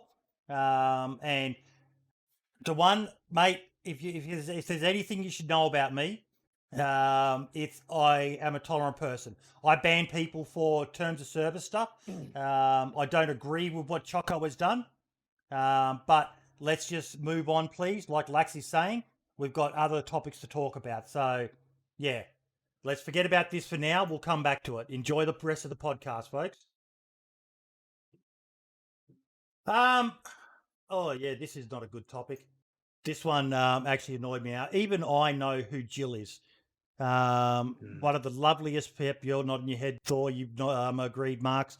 One of the loveliest people in DayZ, and what I understand of her is she just loves to find a place and sit there and fish and cook food for survivors going along. And Mr. OG, now I know Mr. OG is a bit of a controversial person. Some people hate him because he can be quite, toxic and aggressive and all the rest of it. But at his heart, he's a good fucking man. It's just he plays his character. That's his persona of this angry git. And when I saw this tweet, I have to give this guy a shout out. You can play DayZ how you want. Don't let anyone tell you different. But if you purposely go out of your way to keep killing a 53-year-old lady because you don't like the way she plays DayZ, then you are complete and utter stain and you do not belong in the DayZ community, in my opinion. I get told the lady is crying, so I log in and she's in tears. Not because she keeps being killed, because she thinks she's ruining it for other people. Like I said, you can play DayZ how you want, telling her she don't belong on a server just because she fishes and feeds people. I don't fucking get this. What the fuck? What the actual fuck is wrong with cunts doing shit like this to a fucking lady? What the fuck? If this is your fucking way of enjoying your fucking day, seriously, go have a look in the fucking mirror and give yourself 10 uppercuts with a fucking steel glove on your hand, because you are a cock-sucking piece of fucking shit. This is fucking bullshit. 100%, man. 110%. Like it comes down to like what I was saying earlier, man. Like people may not, I don't know how you can't respect or like this, but people don't respect how people play. You don't have to respect or like someone's play style, but it's their right to play that way. And if you're going to go out of your way, man, and like I said, I don't know how someone can't respect or like the way that Jill plays, man, because she's a fucking beautiful human, mate. Yeah. Like she's a beautiful human, just not a good internet user, not good at this or that. She's a fucking beautiful human. And to come in, man, and relentlessly fucking bully someone, mate, over the way that they fucking play the game. If you want to be the elite PvPer with a fucking 60 to 1K to D fucking ratio, mate, go do it. Go jump on the PvP servers that are dedicated to prove your fucking physical superiority. But don't go and fucking bully, mate, a sweet soul who is just trying to fucking help people get a head start on their journey when they're pushing south or pushing north, wherever they've got to go, man, to the point that they're crying. Like if you are bullying someone that much, like Bodhi said, you're a fucking useless piece of shit. You are dead set fucking scumbag, man. Like, if you don't like it, that's fine. Leave her alone, mate. Go and prove your physical fucking dominance in Northwest Airfield. You're killing someone who's fucking fishing, mate, with your fully automatic AR. Fuck, you're real tough cunt. Anyway, yeah, I'm the same, man. I fire up over this one. Jill's a beautiful person, man, and to find out that she's crying, dude, when she's logging in, makes me fucking angry. I ran into her very recently, 2 weeks ago at most, on D-Roll, on this exact server where she was getting killed. She was nowhere near any PvP hot zones whatsoever. She was right next to the coast. She had this really, really cool set of like rows of tents, and they were all full of stuff. And she was there. She gave me food. I was talking to her. She said anybody can come and take what they want if they need anything. She doesn't PvP. She doesn't kill anyone. And she couldn't have been nicer. Across the street, she was growing vegetables and fruit, and people could take them if they wanted to. Everything like that. And it's clearly, like someone said in Buddy's chat, they were either stream sniping or something like that, and they just kept doing it over and over again because people think that people have no fear on the internet because they think they're never All I going can put it down to caught is or in trouble. I'm hoping, and not condoning that it may be this, but I'm just hoping it was young kids. I saw this video recently of this woman who was employed as basically a lady who sits on the bus to monitor the children, and a bunch of children started bullying her and reduced her to fucking tears on the back of the bus, calling her fat and old and ugly and all the rest of it. And we all know what we were like when we were kids, and there's probably things we've all done, maybe even when we weren't kids, when we were young adults, that we could wish we could go back and take back. But yeah, this is just wrong. And Miss Fu, we do all have backstories, and I know that you've got stuff about this, but we're just focusing on this one issue, and I've got to give shout outs to Mr. OG for tweeting out about this. There's a lot of DayZ content creators who treat their Twitter accounts as pretty much only a marketing device for their channel. And I'm a firm believer, and sometimes to my own detriment, that we have a moral and ethical responsibility to talk about more than just promoting ourselves and making money. That, whatever you're passionate about, you should communicate about. And kudos to OG for this. I see Lax does tweets every now and then where he records his thoughts and things like that. And, I wish more people would do stuff like that. Kudos to anyone who's prepared to, say something that may upset some people, because it's, they're willing to take a stand for it. And like she said, man, like this, I think it really indicates where they're going with it, because, I had a question just in my chat just then that is a great question, and I'll link all this together. But the question was, can you ban a player for camping someone like that? And the answer to that is no, because it's play style versus, morals and how you feel. Now, like OG says there, like if you want to go back, she's not worried about dying. Jill she's not concerned that people are going and attacking the camp. And honestly, when you have heavily geared guys protecting Jill as well, some of the other guys out there, the guys swinging big dicks around go, hey, here we go. We're going to get some gear here, and we're going to go and attack the big geared guys, or we're going to get some good PvP. And Jill's not afraid of that. But clearly someone is coming in, man, and saying things to the effect that she's ruining the game. And she's not ruining the fucking game. She's playing it how she wants to play it, the same way as you're going out of your fucking way to go and attack a fishing camp. See, I You know, disagree like- with you. I think you can be banned for it because one of the first rules on nearly every server is don't be a dick. No, but what I'm saying, man, is if you're going on attacking a fishing camp with heavily geared guys, that's your choice. Yeah, if it's a you're one-off going thing. and if you're going and you're specifically fucking targeting someone for the Yes. way they're playing, that's the fucking issue there. Which is Yeah. it comes down to play style versus versus what your morals are. Is my morals to go and bully someone because of the way they're playing? No, fucking definitely not. Okay, there we go. But am I maybe going to go and attack someone? Savage Morph in my chat is one of the the server admins on the Zero servers, and he said they have taken action against the players who were griefing, harassing Jill. So kudos to you, There Savage you go. Morph. Okay. No, that's good, Kudos to Savage. you. Yeah, 100%. Because you've got to have There the you threat go. of dying in DayZ, in my opinion. But to just target someone like this over and over, like to reduce her to fucking tears, that's just fucking go have a good hard Because look what at they're yourself. doing, man, like I said, she's not afraid of dying. She knows people are going to come and attack the camp. That's DayZ.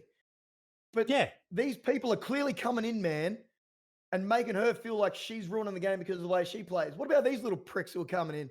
Like, you're ruining the fucking game because of the way you play, you toxic little Mhm. fuck. Mhm. You know what I mean? Yep. Like, I'm going to fucking Yeah. get to that point, man. I'm going to fucking fire right up, man. Like, if you're coming in and you're fucking, like I said, man, if you're going to attack a camp, that's DayZ, you know? Everyone attacks everybody. Like I said, I don't get angry at people, man, who attack me or fucking, come at me and scream things at me, like, but if someone was to say things, man, and try and make me feel like the way that I wasn't playing the game or something, that's bullshit, man. Look, We if all she was play set up differently. on It's what one makes SK DayZ or a PvP server, you've got to expect it. But when you're on these more interaction focused servers, come on, mate, just fucking yeah. But it's clearly what they're saying, man, to make her feel like she doesn't belong because of the way she plays, man. That's fucking disgusting. Yeah. What are you coming into the camp and yelling and saying, you piece of shit? Actively coming in as well, because you know you're going to come in and say these things. Like what? Yeah. People, man. Yeah. Yep. Okay, so the next one is a question that I wanted to pose, and it was in the Discord chat, so I can't screen share that. But Headhunter CFC 68. As an active survivor, I've been playing this amazing game now for a year and have nearly 1,000 hours in the game. I've met some great people in the community and settled on a great server that offers brilliant gameplay. I fiercely defend our game when people criticise it. However, I've been active in a few online discussions with various gamers, some pro DayZ and others quite scathing. Recent discussions have been comparing the game to Scum.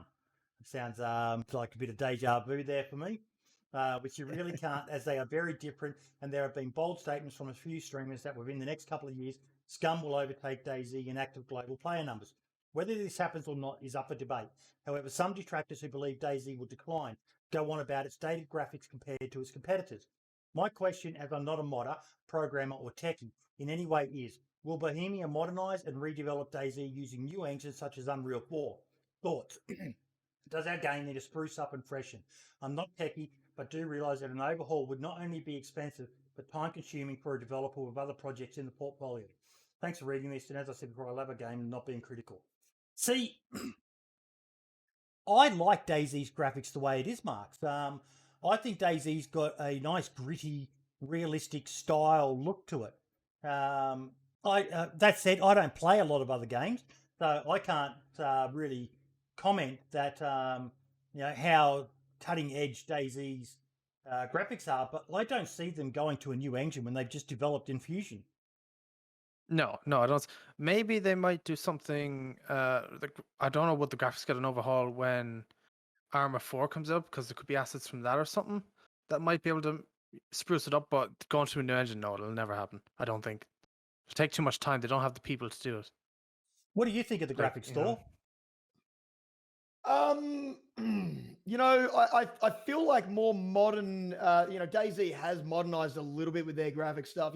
When you're running through the trees and everything, dude, and you got the rays of sunlight beaming through at different, through the branches and things like that, man. I mean, DayZ can look absolutely incredible.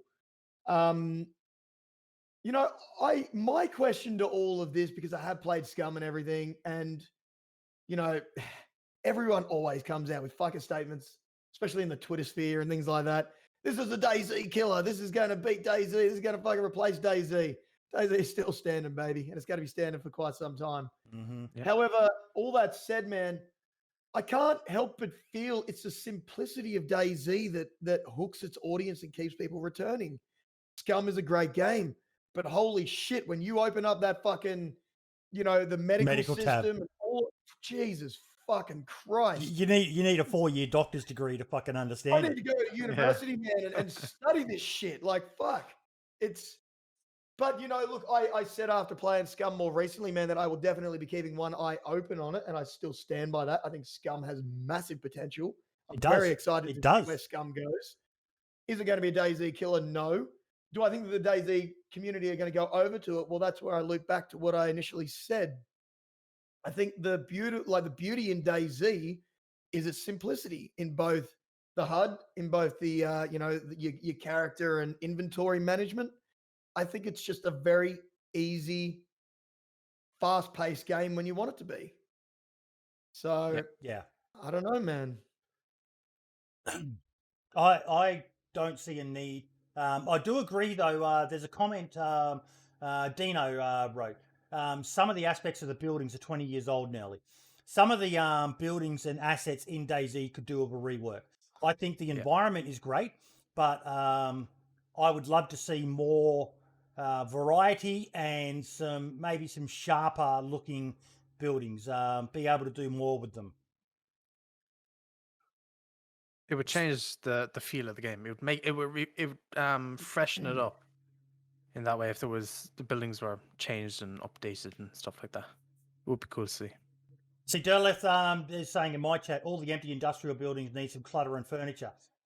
Yes, but at the same time, for those servers that are into base building and occupying a building and boarding it up and all the rest of it, sometimes that is assets that are integral to the game can be a real pain in the fucking ass when you're trying to build. So it's a bit of 6 of one, half a dozen of the other. Damned if you do, damned if you don't.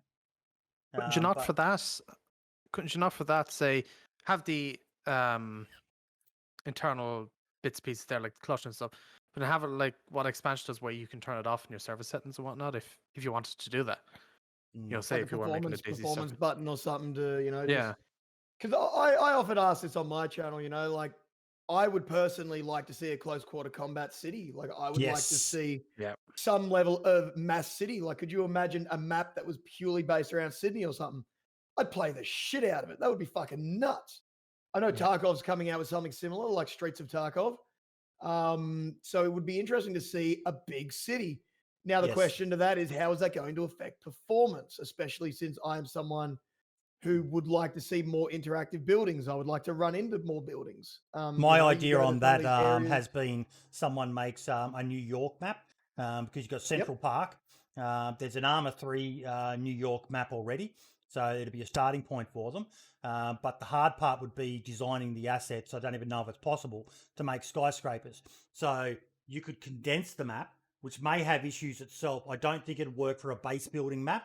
I think it'd be more a loot and shoot sort of map where it's more vertical than it is horizontal. So it's a 3-dimensional map where you're going through a lot of buildings and stuff like that. Instead of exploring across a massive 225 kilometre square map, this map might only be 20 square kilometres. But because of the verticality of the buildings, it adds that same feel to it that you're fighting in 3 dimensions rather than just in 2 dimensions. Yeah, I don't know why. It seems like it could be possible. Well, I don't know. I'm not a modder, so I don't really know. It would be cool to see. It'd be great to see. Like, imagine going up to a skyscraper on like a balcony or something, being able to shoot down on the streets, people down below or whatnot. It'd be deadly. Something a bit more interactable, man. Yeah, like imagine if you had that skyscraper, and at any point in the skyscraper, you could smash out a window and snipe out of it. Like, and imagine that. Imagine looking up, like running down the street, looking up at a skyscraper, said 30 fucking windows smashed. You'd be like, shit. where is this prick? Turns out he's on the roof over there. Again, You this know is what I where mean? Like, that would be. we need the hardcore modders who could tell us whether that's even possible. I don't even know if you could do breaking windows in DayZ with the engine. No, and that's where it comes down, man. I guess that's where this whole thing started, you know, like what engine could you run it in to make these sorts of things happen, man? You know, would you go over to the Unreal Engine, and then what sort of back end stuff would you need to incorporate and bring out for these things to happen? But then are you overcomplicating again what I came back to, essentially a simplistic game? DayZ, when you look at it from the outside, man, when you're first starting, looks terrifying. I know I was very intimidated when I first looked at it. But when you actually start running in it, you start to realize it's really not that complicated. Yes, it's got its gun mechanics, bullet mechanics, body armor, its survival mechanics. Yes, it's got all of that sort of stuff. But as an overall thing, it's not that hard to actually learn and play. It just looks hard. Whereas when you jump into Scum as a fucking, as someone who is very, very, very familiar with DayZ, you jump into Scum, all of a sudden I'm there going, holy shit. I stood there by a fucking fire overwhelmed. in Scum trying to work out how the fuck to cook a piece of meat. Exactly. It's fucking I ended up overwhelming, having to man. watch, there's a channel called Raykit, Raykit. If you're interested in Scum, I urge you to subscribe to his channel and watch his beginner's guides, because you think DayZ's got a steep learning curve? Oh my fucking God, Scum has gone full fucking retard mode. You know what they say from Tropic Thunder, never go full retard. They went full retard, mate. It is so fucking immersive. But yeah, it's unbelievable what they've done. But the one thing we need to remember, and I think it was that lad said earlier in chat, was Bohemia have always used their own assets. You'll very rarely ever see Bohemia use outside assets. They always like to develop their own stuff, hence the Infusion engine. So, yeah, I doubt we'll see Bohemia using Unreal 4 or anything like that. I mean, let's be honest about Arma 3, man. Even Arma 3 is way more in depth than DayZ. The fucking key bindings alone. If you have Arma 3, go open Arma 3 and look at the fucking key bindings. Jesus Christ.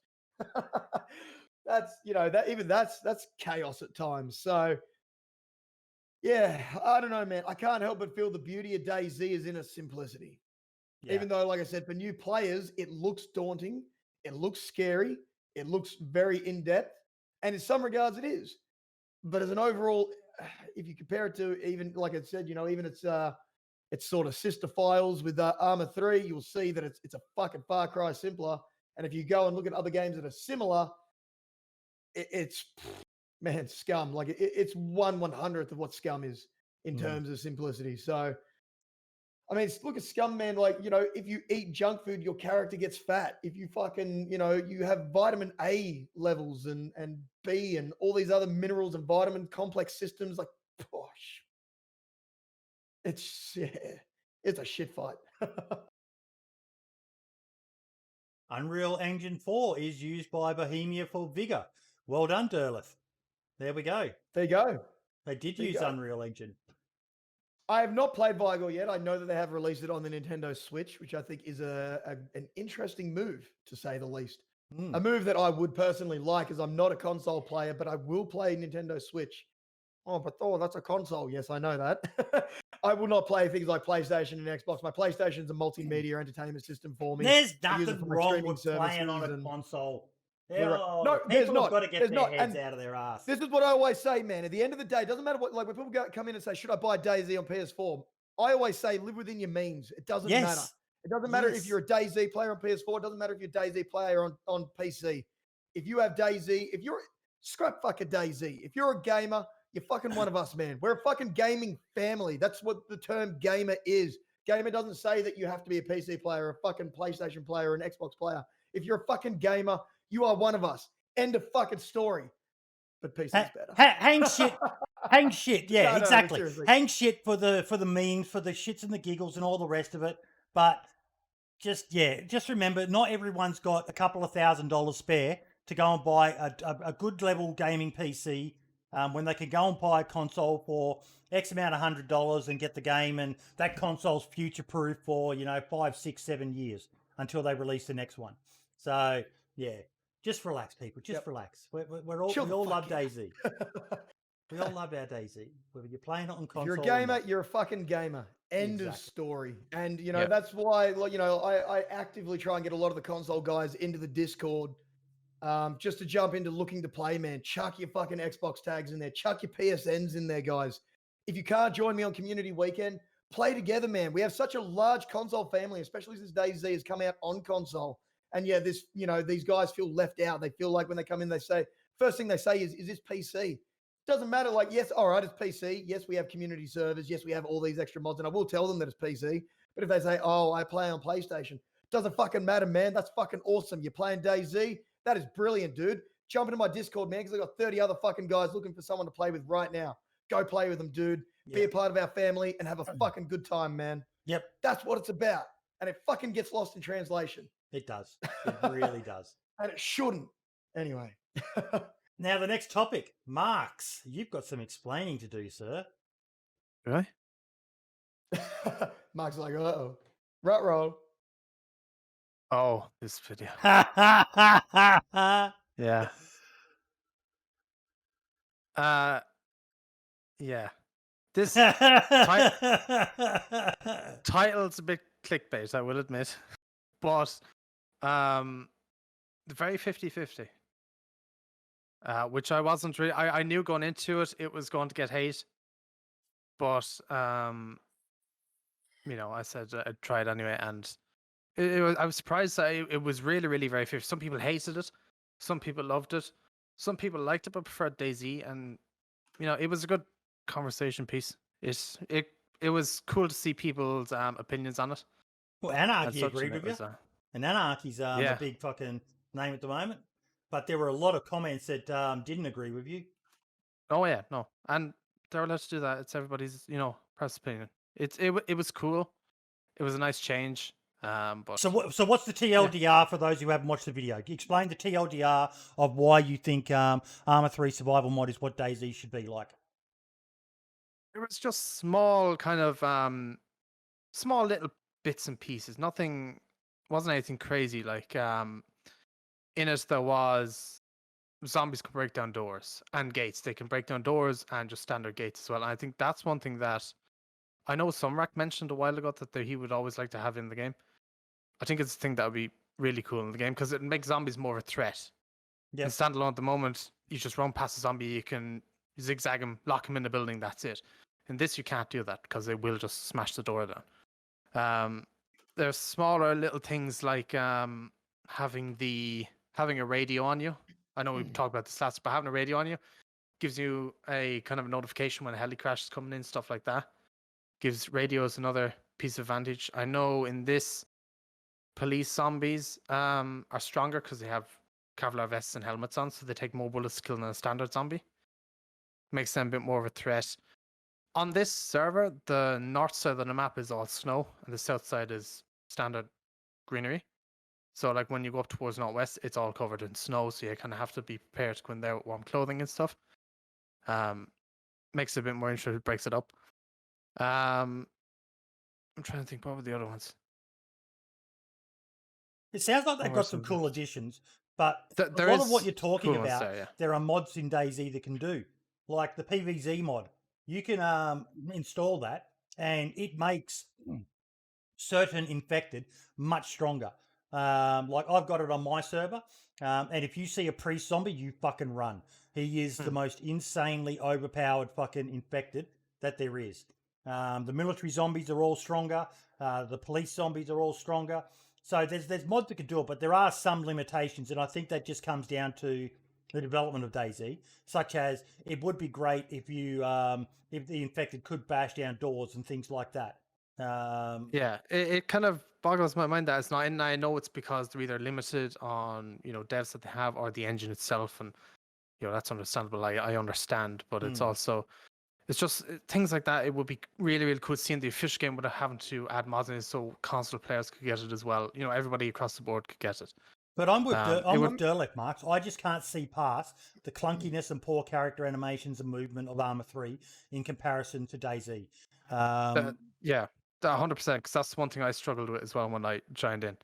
Was the clunk? It's very, very clunky. Its animations are terrible. Like it's all on the I think it's on the old engine, right? One that before DayZ upgraded, Mm. and it's just it is bad. Like if you had DayZ's animations and all that stuff on Arma, it would be one of the best games out there. But so But yeah, you still got a good like ratio, buddy. You didn't get ratioed on the but video. it wasn't that bad. Yeah, it wasn't bad at all. But So, a can't lot of the complain. comments weren't too. But when I saw it, I was like, "Ooh, this is going to be a spicy meatball. I've got to add this to the podcast." Because I went straight to the comments. Not going to lie, I wanted to see what other people had been saying about it. But you got some decent views on it, mate. 8,090 views. Yeah, it's not bad at all. Hell yeah. Done good.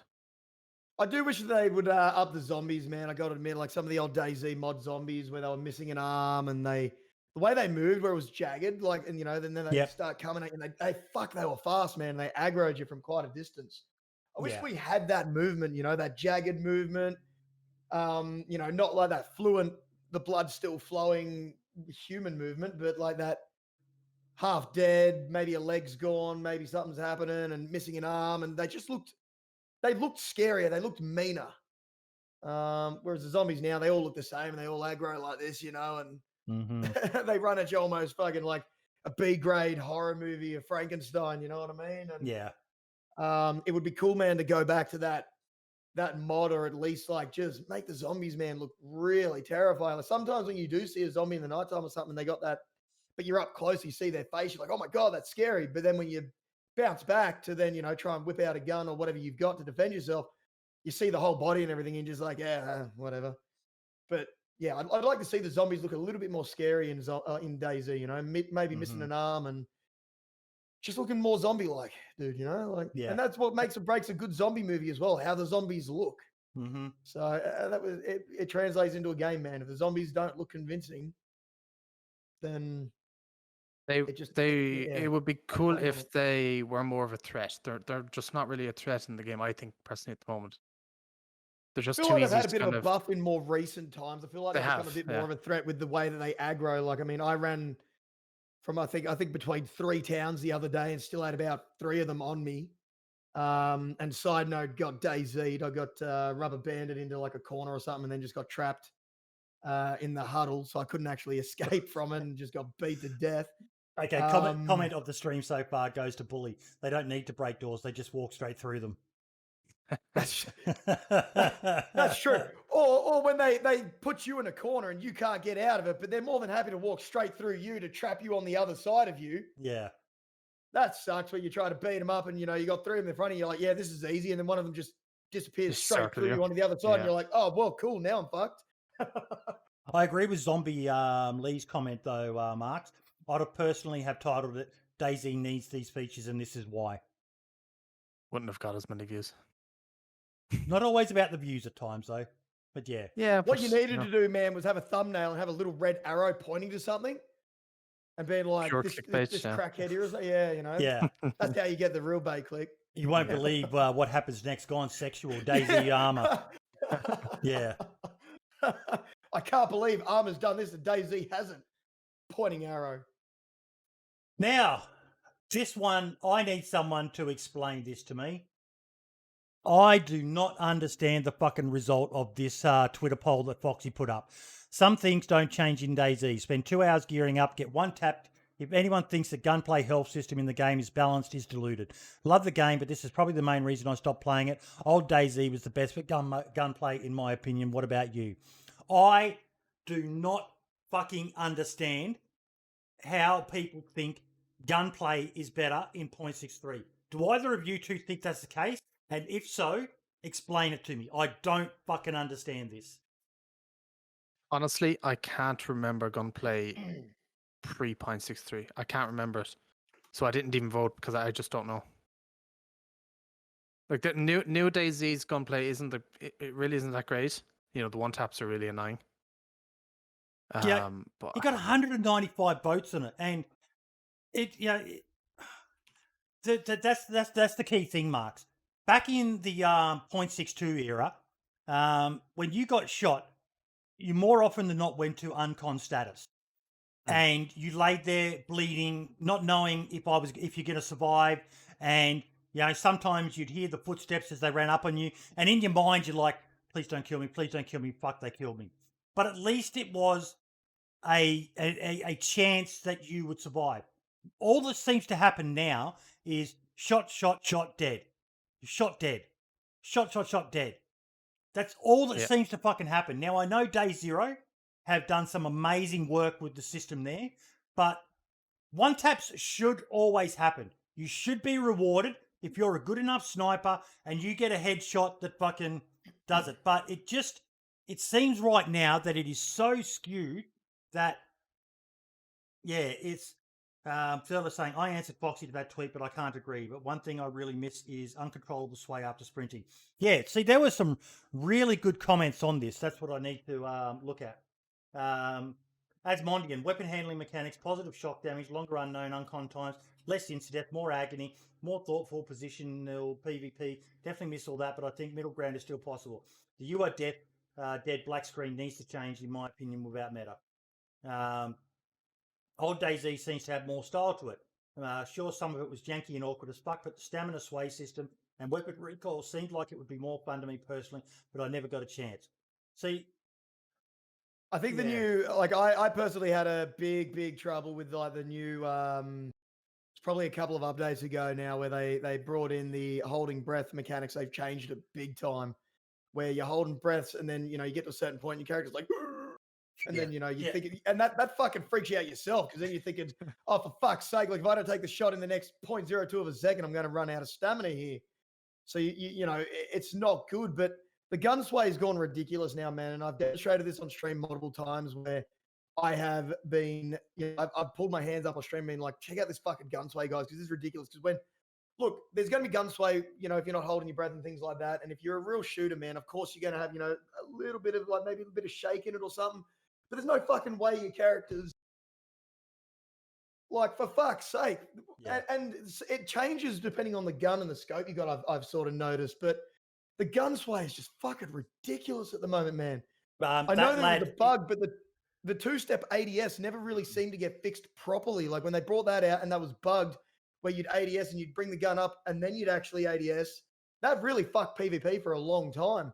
But I still feel ADS is not fixed. It's still broken. No, still broken. I feel like, this is what I cop shit from a lot of my Tarkov boys about a lot at the moment, man. And they sit there and they just throw shit at me for the PvP system. And I can't argue with them, man, because DayZ's PvP Lad's bringing up a good really point in broken my chat. There was a bug or an unintended feature, I should say, in pre-0.62 where if you pressed back and to the right on the WASD, so your S and D key, you eliminated completely sway. So you could laser like shoot. But it's not so much that, it's maybe I just wasn't looking into the full aspects of it, but all I could think of was that it's probably for me more the health system is fucking broken. The health system, the basically, how often when you guys think about it, how often have you gone uncon versus you are dead screen? It's just, there's no comparison. It's nearly always you are dead. It's happened quite a few times where you go uncon, but most of it is you are dead. But sometimes you do go uncon. I've had it a few times. Now, getting shot, I get uncon probably maybe 1 in 10, but probably a lot worse than that. I would say that I'm dead most times.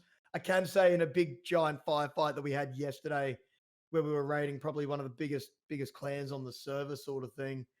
One of our boys was shot by a blaze, double shot, point blank range, and he was knocked uncon, and he actually got up from that and killed the guy. Unfortunately, there was a third guy on the roof who killed him, so he wasn't able to beat that third guy. But I can say he was unconned from a double shot from a blaze while he was wearing a play carrier. DayZ itself is more is kind of broken. Like if you know anything about guns, and the other one that I like to bring up is landmines. Anti-personnel mines are not designed to kill. They're designed to maim. You shouldn't be able to jump over one. Like you should be able to jump over one, but you shouldn't be able to jump over one and have it explode and not do damage to you. That's a bit fucking janky. Yeah, that's definitely I think an unintended feature or a happy coincidence feature of DayZ. But most people, when they're shot, don't die immediately. Now, yes, there's the whole argument of, but we're not going to have advanced healthcare in an apocalypse. But just the playability aspect of it, especially when you are squatted, or even when you're solo, someone gets the drop on you, shoots you. You know, at least the option for that person not to just be able to loot a dead corpse, but to, do I just kill this motherfucker, or do I tie him up, bandage him up, and then loot him? You know, at least the option, not just it's taken out of your hands. You shoot someone, 9 out of 10 times seems to be the average they're going to die. For me, it's more than that. I can't remember the last time I went uncon from being shot. It's nearly every single time for me. And even in melee fights, you know, you'll see people boxing on and the person dies. It's like, what the fuck? It's so broken to me, the health system. Like Foxy said, he probably worded it a bit wrong. It's more about the health system than the actual gunplay. But yeah. Yeah, I think the PV system, like the PvP system, more than anything, is in a very. I mean, the PvE, obviously, as we were just talking about with zombies and shit, there is issues there. But I think the PvP system, man, really is in a bit of a shambles at the moment, man. And it would be good to see. I used to be a bit of a hardcore PvPer. I would probably classify myself as back in my 1SK days. I know our boy Hop is still a big PvPer. So it would be interesting to grab his opinions on this as well. But yeah, the PvP system's in a real shambles, man. And I think we need to see that fixed now more than ever, because it's a lot of people come into DayZ for the PvP. I think you find, and everything else about DayZ just makes it a happy game. And you have servers out there that are obviously extremely well balanced, and then you have servers out there that do favor PvP. And I think DayZ needs a PvP overhaul pretty bloody quickly. Yeah. If they're going to really keep that first-person shooter. We don't pull a lot of the COD Battlefield sort of guys anyway. Some of the V++, deathmatch servers might be a bit more up their speed. Otherwise, on the odd occasion when we do pull guys over from that, they're generally coming over from PvP. And to have guys like that come over, even to have the Tarkov boys, man, come over and say, what the fuck is this game? Sorry, I'm out. We're losing a bigger player base, man, where we would really have some great, good skilled PvPers coming over into the DayZ scene. I just see Tarkov and DayZ as two very different games. DayZ is more open. They are very different games, but you get the Tarkov guys coming in and talking more about the gun mechanics and the PvP mechanics, the health. And that's where this directly correlates. Are they the same game? Or, can they be compared?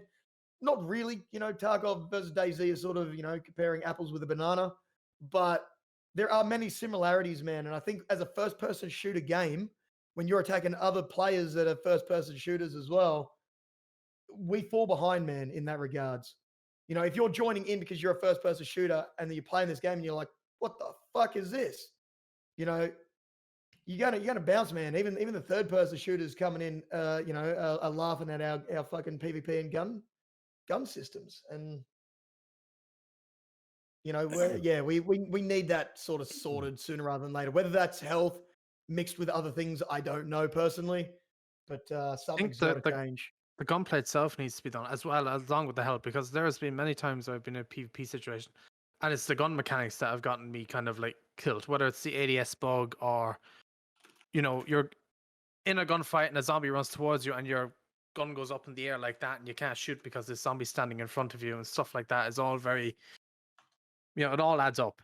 I think it all kind of needs to be just... It does, man. And sometimes when you try and do that, dude, and rifle butt someone, it's not coming through either. No. Even if you are that close and you are getting that obstacle gun pull up, it can be No, and yesterday, man, when I was about to shoot a guy, my gun came up and then went back down again and then came up. Yep. Now, subsequently, I lost the gunfight due to other issues, but that initial pull up, man, maybe I would have got him, maybe not. But what I do know is it was a pain in the ass, and in a game, this is what I always say, man, as well. Like when we start talking about crossplay, can DayZ PC play with PS4? Now, a lot of games that have done that, the console guys have had some level of aim assist. Mhm. Whether even if it's just a minute amount, they've still got some level of aim assist. When you're playing a game, man, for 8 hours and you've got all these guns or even very minimal stuff, man, and you've worked fucking hard to get this and you die because of this sort of shit. It's hard not to be disappointed, man. You know, like it's hard not to sit there and go, I've like all that hard work, man, gone because of the game, not because of my skill level, not because I was outplayed, but because of the game. And that comes down to, you know, I know if I was to die, man, due to aim assist from a guy on PlayStation or Xbox, dude, and I'd been running around for 12 hours and I got all this nice gear, and some guy, you know, maybe and you never know, obviously, you never know if you're better at skill level than someone else. You don't know if someone just got the better jump on you. I'm by no means or stretch the imagination, you know, a fucking one of the greatest in the world at anything. But you know, like it would suck if I was killed, man, because of someone's aim assist and not because of their skill level. Mm. So it's you know, especially with a game where the whole idea is the amount of hours running around and trying to loot up. You know, in death matches, if you have that, all right, you know, you all start on the same playing field anyway. You all get in, you're geared, you might die, you fucking load back in again. No one, like, you care, but you don't care as well. But you know, for a game where you are running around for 9 hours, if you would take it out that way, it's hard, man. It's you know, it's disappointing. It hurts. The other thing we frustrating. need You to remember, just- Marks, is Dumpgrass said it before about modded weapons. Yes, you know, I saw on that. my server, I don't have any modded weapons. I just have vanilla weapons. But a lot of these modded weapons, the stats are played with so that they will basically one-tap you if it hits you in your little toe. Yeah, and you can't really complain there. Like if you're getting one tap by a 50 cal or whatever it is, you can't blame the game. It's not the game's fault. It wasn't designed for having, I don't think, a gun of that high caliber in it. Mm. Like on vanilla, it isn't that bad. Like you will, like I've shot many of people with SKSs or MP5s or whatever in vanilla, and they've knocked out, and they've gotten back up, and you have to kill them again or whatnot. It happens a lot, but in modded, yeah, it's a lot of one taps for sure.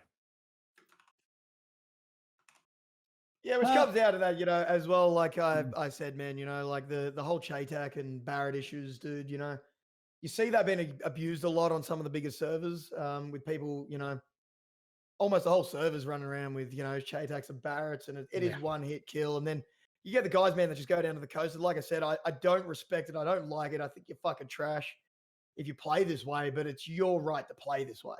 The guys to go down and shoot a freshie, man, who's wearing nothing more than the fucking literal damaged clothing that they spawned in with a can of fucking, maybe a can of sardines or maybe an apple or something. And a guy with a Chatac there is just absolutely decimating these fucking kids. And it's just like, man, like, it's just such a shit. Yeah. I don't like it. You know, I think it's a shit way to play the game. But again, it's their right to play the game if they want. I don't agree with it. I don't like it, but it's their right to play that way. But it makes it very difficult, man, when you're a freshie running around and you're just getting one tap by you're getting one tap by any gun, let alone some prick with a fucking Barrett or a Chatac sitting there. You know, like. Mm-hmm. Anyway. Yeah, it'd make you leave the server, make you find a different server. It's just like, GG, good on you. You killed me with a fucking Chatac while I had a blue and red hoodie on. Yeah, it's a 9.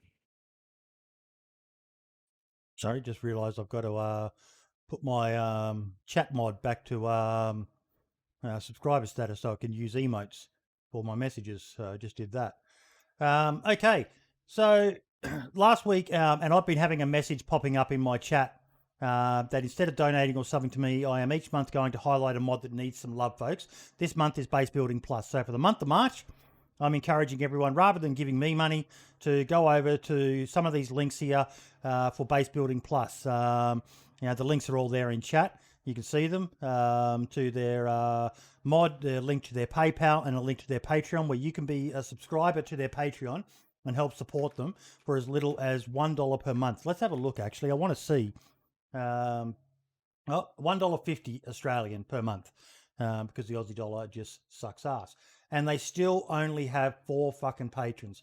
These guys making the Base Building Plus mod are getting $21 a month in donations, whereas, and this is not having to go at streamers or anything like that, but you know, even myself, I'm earning more in subscribers than these guys who are doing a hell of a lot more for DayZ than I am are earning. So I think that is a massive, massive imbalance. And I would really encourage people for $1.50. Can I channel some Bad Bunny here? And $1.50. Who doesn't have $1.50? If you're watching me, you can afford $1.50. You guys probably don't know who Bad Bunny is, but for those who do, they will understand it. But yeah, please jump over there. You know, for as little as $1.50, you can up it as well if you want, and provide a little bit more to them. But you can also donate directly to their PayPal. Just anything you can spare. It's worth it. These guys are doing amazing work. And anything we can do, because they pay for a lot of models and stuff like that, and even just so that they can buy themselves a fucking beer after a day of sitting at their computer all day coding and fucking designing stuff. Yeah, donation alert sound. Yeah, let's not. But the reason I bring that up is I had someone reach out to me because we were talking last week, Marks, about the difficulty, or was it the week before? I can't remember. I'm old. I forget shit. Who am I? What are we doing? Who are you guys? Yeah. What the fuck are you doing on my computer screen? But the difficulty for a lot of people is not knowing how to support. 9 out of 10 DayZ players probably never even click on the Steam Workshop link, other than when the Steam when the mod is broken, and then all they do is they curse the fucking modders and say fix your mod, which pisses me off to fucking no end. Have you got your hammer handy, Thor? It's down in the garage, unfortunately. I had a request to. I shouldn't bring it up. I'm hoping they're talking about that hammer and not something else that you might call your hammer, but that's between you and the I'm missus. always swinging my big hammer around, mate. Don't you worry.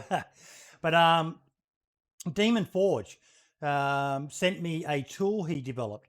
Now, if someone can give me an IP and a port for a server, I haven't tested this, but if someone can give me an IP and a port for a server with mods on them, I'll type it in and we'll see what comes up. Because he's basically telling me that this is going to give me links to everything.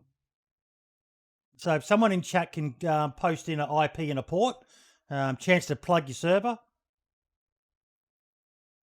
I should have had one prepared, but yeah, it's morning for me. I'm still waking up. God damn it, Boydie. What sort of horse and cart fucking show is this? There we go. Bad streamer. Unfollowed. Unfollowed, unsubscribed. Yeah. Blocked. Blocked. So what does it give us? Server not found or offline. Okay, we'll try that. That's Lad's one.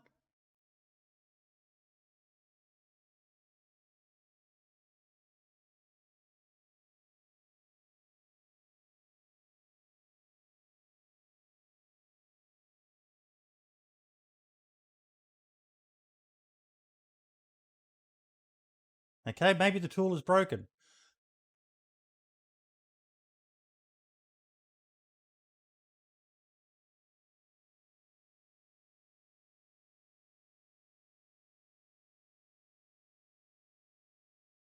I didn't change IP. You're witnessing a boomer here, folks.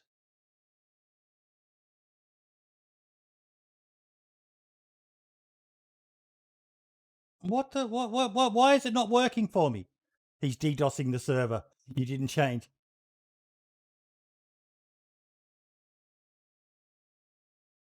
Don't you love it when something goes to plan?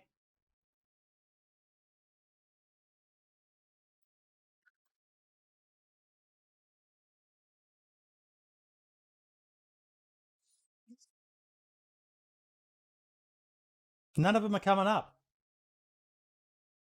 Okay, we tried 4 different ones, and they're not working. But you can see there straight away at the top how to support content on this server. And that's something he's added. Oh, here we go. Dump grab. What am I doing wrong, mate? Can't hear you, buddy. Can't hear you. I was gonna say I got some technical difficulties here.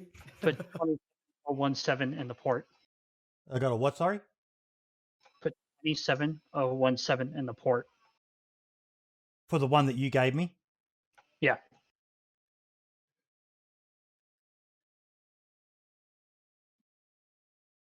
So that's the IP and the port. What is it? 27017.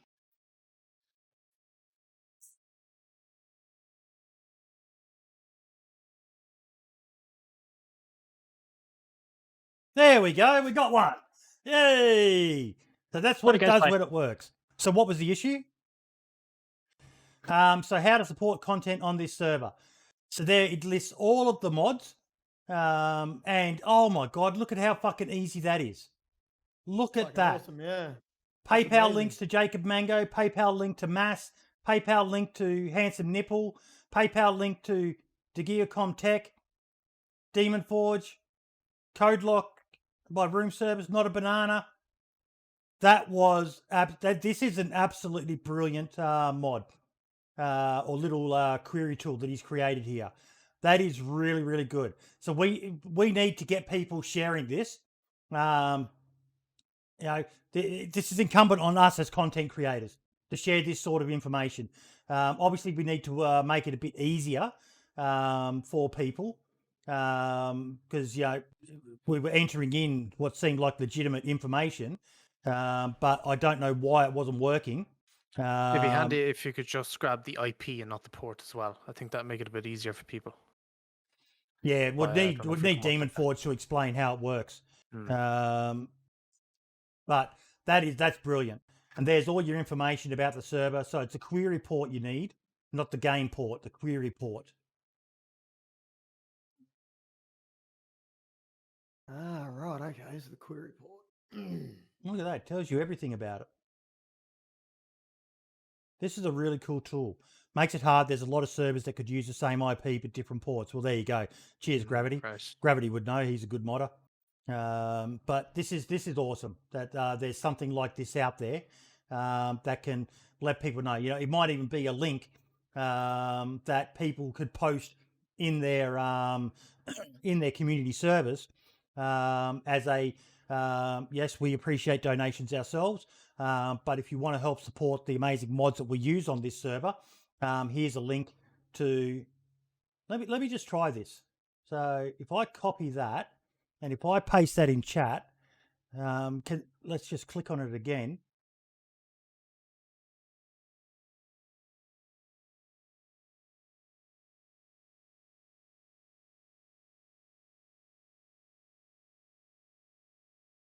There we go. So that's an easy way for community servers to, that's if they're prepared to, because I know there's some out there who view it as income for themselves and it's a job and you do you, but I think this is a great way for community service to make it easy and one place for people to be able to go in and chuck $1 or $2 or whatever to their favorite mods. We need to encourage that. We need to encourage people to support modders as much as they do the content creators that are out there. Modders can't get ad revenue like we get from videos and from Twitch and subscribers and stuff like that. They are working really, really hard. So please, if you run a community server or you play on a community server, get a copy of this link, speak to the admins of your community about posting this somewhere in your Discord, somewhere prominent where people can see it, so that they can go in and chuck a few dollars here and there to all of these awesome modders that are making Hacking Mod by Demon Forge. You need to explain what that mod is. But yeah, I'm a big believer in this. So I would love to see this getting out there. And I'm going to be sharing this on Twitter after this as well. And encouraging people to he probably needs to change the wording here to query port, just so that people know. So we can, you think the link is case sensitive? The link is case sensitive? No worries. But yeah, I think that's an amazing fucking tool and something that deserves to be celebrated. So makes hacking code locks possible. There we go. So yeah, that's awesome. I'm a big fucking fan of that. What do you guys think of it? That's brilliant. It's cool. Yeah. Yeah. Very Yeah, cool. it's really. Uh, sorry, Boydie, don't want to put you down, mate. It's really foolproof. Apart from that query ports, apart from the query port, man, I mean, it just makes it so much fucking easier, dude. Because how many people, that's the world we live in as well, dude. Everyone wants everything now. Everyone wants simplicity. Everyone wants just something to fucking click on and be done. Do I want to have to open up Steam, go to Workshop, go to fucking DayZ, go to Community Tools, go to this, go to that, type in something, and then no, I don't want to fucking do that. And, like you said, man, we do it only when there's an issue. Yeah. But we should be doing it to go and support. The fact that I could pull up a server, man, type in a couple of numbers, and boom, I've got little fucking PayPal links there, dude, that I could just click on and chuck someone a tenner or something. Yeah. Beautiful, man. Beautiful. How to win easy. on the GGs and feeling generous, and you can hook up some people who really fucking deserve it. Because as far as I'm 100%, concerned, yeah. in my honest opinion, the modders are the true champions that are saving DayZ. The content creators, we're just using their awesome tools, because nearly all content creators are playing on modded servers these days. It's just the way it is. Not many are playing on vanilla. No, and I've said that for a long time, man, that the community servers and the community is what's kept DayZ alive. Yep. I think, we went through a real dark period there where everyone was worried that the DayZ offices were actually going to shut when they went down to skeleton staff. And then, we had a couple of real big name, guys in the streaming world jump on and razz DayZ, and all of a sudden DayZ's being reallocated assets from Bohemia. And you have to imagine that was because the big guys got on, and then there was a big surge in players. And they went, oh shit, this isn't dead yet. But even those big guys, man, were playing on the community-based servers. Yeah. So I'm a firm believer, man, that if it wasn't for the community servers, dude, I don't think DayZ would be a quarter of what it is at the moment. Yep. 100% agree. 100% agree. Okay. And now in some exciting news, if you don't want to wait for the podcast to be uploaded, it is now going to be viewable. How long after the podcast are you going to be getting your edited upload up, Marks? Day after. Day after? So yeah, I'm still going to be uploading it to the DayZ Podcast YouTube channel, but Marks is also going to be uploading it on his, because he's got a shit ton more subscribers than I do. And at the end of the day, this podcast is not about me. It's about getting this information out that we talk about each week. There's so much that happens in the DayZ community that most people just aren't aware of. And the more people getting to find out stuff through the podcast, the better it is for the DayZ community as a whole. So actually, I have an idea for that. I want to. I'll tell you about off later on. Roger that. It would be beneficial. Now, Mod Mini Spotlight. Well, I'm going to be shining the Mod Mini Spotlight on Base Building Plus again because it is my one for this month. It's a fantastic base building mod. And they're doing some major overhauls to it, folks. So please check it out. I guarantee you played on a server which has Base Building Plus. It's brilliant. And Dumpgra is now part of the team as well.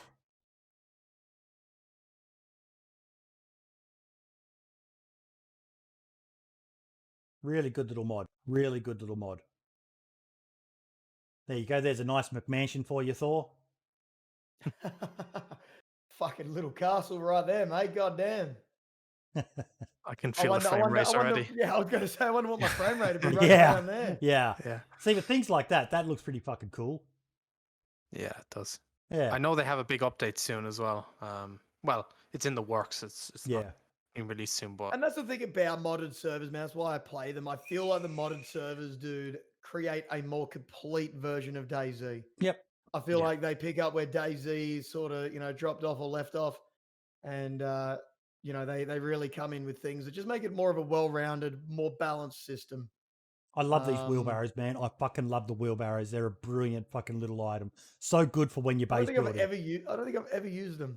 Oh, they're fucking awesome. You hold it in your hands and you run with it. Looks pretty silly. It needs a custom animation done for it. But it can just hold so much stuff. So when you are base building, you can just load it up with fucking planks and cement and mortar mix and everything like that. And it's a great little tool. for those who are into base building. Being a streamer, you probably don't base build that much, though. I'm guessing, Thor. I used to base build a fair bit, man, back in the day, back when 1SK actually had their roleplay server. Even though roleplay, very, very loose term there, man. You know what us Aussies are like with our roleplay, generally speaking. Yeah. So, it certainly was no red zone, that's for sure. But no, I used to do a fair bit of base building there, dude, and a lot of base raiding. And then Mm-hmm. as I sort of progressed, man, I just stopped building bases and just really became more of a base raider and PvPer and things. And that, side note, man, that was back in the day. We were playing on the snow maps, dude. I think a lot of people are under the impression that the snow Chinaris and all that was a new mod just because it was really popular on day one and things like that, man. But snow maps have been around for a very, very long time. They're not new. We were playing them 16, 17 months ago, sort of thing. So yeah, no, that was a 1SK's RP server, dude. It was actually a lot of fun, man. But like a lot of roleplay servers, they all sort of died off, and everyone went back to the PvP chaos on 1SK, which is what they do best. And those who wanted that light roleplay, as I was just talking about, sort of went to servers like Day One or Karma Crew, where it's interaction focused. But if you're KOS, it doesn't really matter. Mm-hmm. And then obviously for the real super, super, super hardcore guys, they are off on the red There's a zone, server to purple zone. cater Although I to don't think the everyone's purple zone are needs around right anymore, now. but- No matter how you like to play DayZ, you'll be able to find a server that matches your style. Exactly right, man. Like I said, we are fucking spoiled for choice, man, in the Mhm. DayZ world. If someone can't find a DayZ server they're looking for, they need to fucking self-reflect on what they're actually truly looking for. Because there is something for fucking everyone. Now, for the artist spotlight this week, I want to shine it on the one, the only match, the better half of Fubar Bundy. He's a piece of shit. Match, I love you, Bundy. I love you. You know I love you. But Match is fucking awesome, man. She is the fucking bomb. She does amazing emotes. She did these two for me. She did the news one. She's done quite a few for me over the time. She is fucking amazing. If you are looking for emotes to get done, I highly recommend her. She's not the only one. There's plenty of people out there. Again, we're spoiled for choice. But she is, and she's just such a lovely person as well. She is a really, really, she's heavily involved in the Pipsy community here in Australia, has been since back in the day. I cannot rate her enough. I've met her at a PAX Australia. She's just the loveliest fucking person. I'm a huge fan of her. And yeah, if you need some artwork done for some emotes and stuff like that, please send her a message. She's absolutely brilliant. I cannot rate her enough. And she's nice and prompt and reasonably priced as well. Big fan. And yeah, I miss that shit cunt as well. I can't wait until Bundy and Match and Allen start putting some more videos out again, because they're the true kings of Australian DayZ. Fubar Bundy and the team. There's nothing like them. They're fucking outstanding. I just wish Bundy had always started streaming, but he told me he just never felt the vibe. He much preferred doing it, not live and not having to worry about chat and all the rest of it. So if that's what works for him, you do you, boo. And the last little category is the DayZ Twitter Watch. Again, that was a pretty quiet week from them. There are a few community ones they did. I missed the content creator mini spotlight. What about you, Thor? Let's see, who's been impressing you of late? Who's been impressing me of late? Oh, how do you answer that, mate? And I genuinely mean that, man. There's a lot of great people out there at the moment. DayZ's community is absolutely cranking. We've got a lot of new guys coming in. I'll always shout out if I know that they're a streamer. I'll always try and shout them out when they come into the channel. We're all in this together, man, at the end of the day. So That said, dude, I think someone who's flown up on my radar and has come up real big, mate, would be OG Treats. Yep. Treats spelled TREETS, and I believe there's OG_Treats. I'll just double check that. OG_Treats, TREETS, man. He's just boomed on me, mate. Really, really interactive dude with his chat. Just fucking killing it, man. Just yeah, absolutely nailing it, dude. You know, but there's so many great streamers, man. So many underrated people, dude. You know, Don Sibley, although should be on everybody's radar, highly underrated. Doesn't get enough love, man. He's so fucking funny. The shit he does in going and sitting on Santa's lap and asking Santa for a fucking Yeah. old Atari or something. That was hilarious, man. I lost my shit. You know, dude, the Game Stooge is another person with incredible production value, but just, you know, just doesn't seem to be pumping where he should be pumping.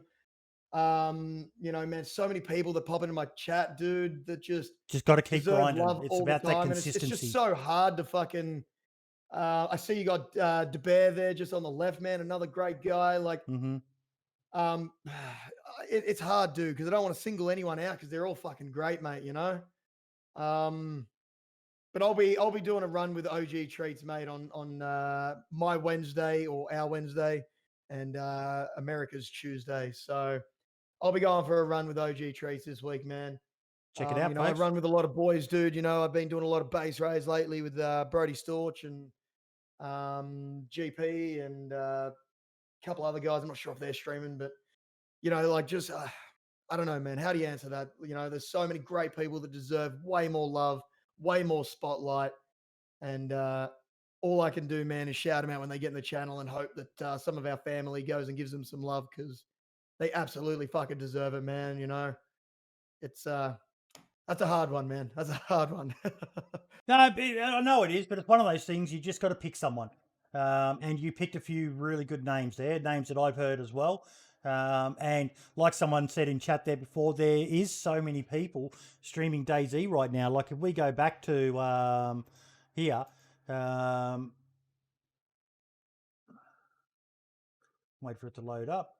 You know, you've got someone in chat at the moment, man. Mr. Utah's just popped in. You know, I think a lot of streamers, we've all gotten behind him and really, really pushed, you know, pushed the DayZ IRL stuff on YouTube. I think, you know, one of the things about that is how do you make a zombie movie or a series that isn't the same as every other fucking generic zombie movie and series, you know?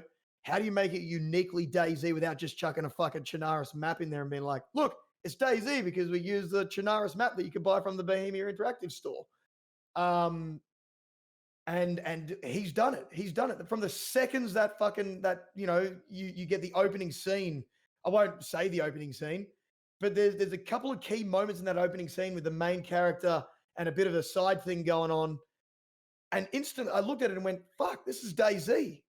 And it was just that different, man. And you know, like I said, to be able to create an IRL series, man, without making a generic like every other bloody zombie thing out there, to make it distinctly DayZ was incredible, man. So, you know, Mr. Utah, again, a guy who's not or guy who's, you know, primarily creating this YouTube content as well.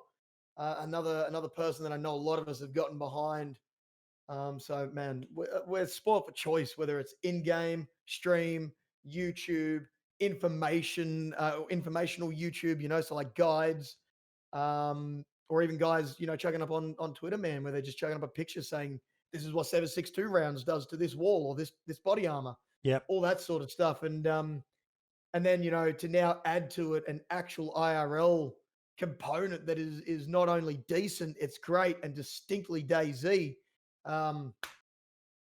We're really fucking, yeah, we're up there, man. DayZ's cranking at the moment. It's brilliant. And it's just so good, man, to see that, yeah, the DayZ community is booming in more ways than one. Well, while you're on a roll, mate, is there anything that you want to shine the spotlight on in DayZ right now? Anything at all? Oof. Not really, man. I mean, there's a couple of servers that I'm still playing, mate. That always deserve love and always deserve respect. But other than that, mate, I don't think there's really too much going on in the DayZ community at the moment. There's a lot of people doing events and things like that around the place. So always check Twitter, guys. I think Twitter could be a real shit post of a place, but for the most part, the Twitter sphere has also got a lot of information there. And if you're really following your favorite DayZ creators, if you're following your favorite DayZ modders, DayZ servers, a lot of DayZ servers are now pumping more Twitter information as well. Long gone are the days of just having to utilize things like TeamSpeak or in modern times Discord. Jump on Twitter, man. People chuck up nice little bits of information there where you can really keep up to date and learn more about about the people and the community. As we were talking about earlier, I try and personally post a lot more things, man, and I'm a pretty open book, dude. If you got questions, I'll answer them to the best of my ability. My credit card number is 77321-662. No, I'm just kidding. But you know what I mean? Like, yeah, Twitter, I think, man, is really the gaming central, dude. Whether you're following all these, DayZ or following Bohemia Interactive, following all these things, you can really keep up to speed with what's going on in the world of DayZ. So I don't really have a spotlight per se, man, but because I know a lot of people, dude, in our family at my end don't have Twitter. So they're missing out on quite a fair bit there. A lot of servers or people, dude, also enter competitions on Twitter that could really help out the the server, the streamer, or even just the DayZ community as a whole, the DayZ family. So I think Twitter, man's booming. It's always interesting to see what's going on in the world. But yeah, I don't really have a spotlight, mate. There's a lot of people out there. Check out the small guys. Check out the big guys. You're going to love what some people do. You're going to hate what others do. But at the end, yeah, there you go, mate. I've been running around with a pink fedora as of late. That character lived to, I think, 6 days old. Multiple kills, 2 bear kills, an absolute mammoth base raid. And on the 6th day, unfortunately, old Thor died there. So there you go, mate. I gotta get a real deal pink fedora. There you go, $19.99, mate. I think PC Bandit's going to be showing up to PAX with a pink fedora, mate. So you'll probably see me at PAX 2021 with a pink fedora. I'll send you the link to it. Thanks, mate. Much love. It could be part of your cosplay on channel. You can be like Reverend. I'll just put it on top of my my headset, mate. But no, man. Look, there's a lot of great things going on in the DayZ world, mate. At the moment, we're spoiled for choice, dude. Even jumping into a server, man. We're talking about beautiful Jill earlier, mate. Going down to a fish camp and getting some fucking nice food, man, before heading out. That's the world we're in, man. You're spoiled for choice. You go and do whatever you want in DayZ at the moment. The information that's flowing on Twitter and Discord is great. Just yep. Now's the day. If you've ever thought about getting into DayZ, now's the time. Now is the time to get into DayZ. Yep. Exactly. What about yourself, I know Mark? I dribbled a lot of shit there and fucking kept going around in circles, but yeah. For Crazer, I have a video to share. Mm-hmm. Cairo released another one of his videos earlier on today. It is scripted, so some people mightn't like it, but it's genuinely. I'm not usually the biggest fan of scripted videos, but I don't mind what people do them. They can, knock themselves out while doing it. But this one, generally, I really enjoyed all the way through. It was very, very entertaining to watch. It's not the longest video in the world either, which is always better. I'll link it in your chat and I'll link it in mine also. But it was really, really a good video. So I have to give that one a shout out. I watched it just before we started the show. Kind of got that sweet point number as well, just under 20 minutes, 17 minutes 48, which is usually enough to catch most people's attention span. Yeah, it was, the video flew by. You didn't realize you were just have to watch nearly a 20-minute video. And just remember, guys, Cairo, we had him on. He does scripted videos. So don't hate on him for fucking doing it, because he's just doing a style of video. As much, if not more work goes into a scripted video. He's honest about it. But yeah. It's 10 times more work than a standard video. Like it's so hard to do at times, and he seems to be knocking them out of the park at the moment. Maybe one a week or something like that. So Yeah, and as he said, Zombie Lee said there, he doesn't always script. No. But yeah, there's nothing wrong with doing it. yeah, no, it's a good video. I would recommend watching it. I pretty much ruined my spotlight, which was War Dog's little booby trapped mine or grenade in the thing. Yeah, that to me, my spotlight is probably just going to be modders in general. They're just whenever we think, what else are they going to come up with next? They come up with something that just blows our fucking mind. I want to see more stuff like that. One of the weak points, I love bases. I love base building. One of the few streamers who does do it. But I want to see more defenses, more stuff that is offline defenses. That's one of the things that Scum has going for it, is you can really defend your bases on that game. Everything from lockpicking, anti-lockpicking devices and spike traps and explosives and so much stuff. And it's great to see some of that stuff finally coming into DayZ.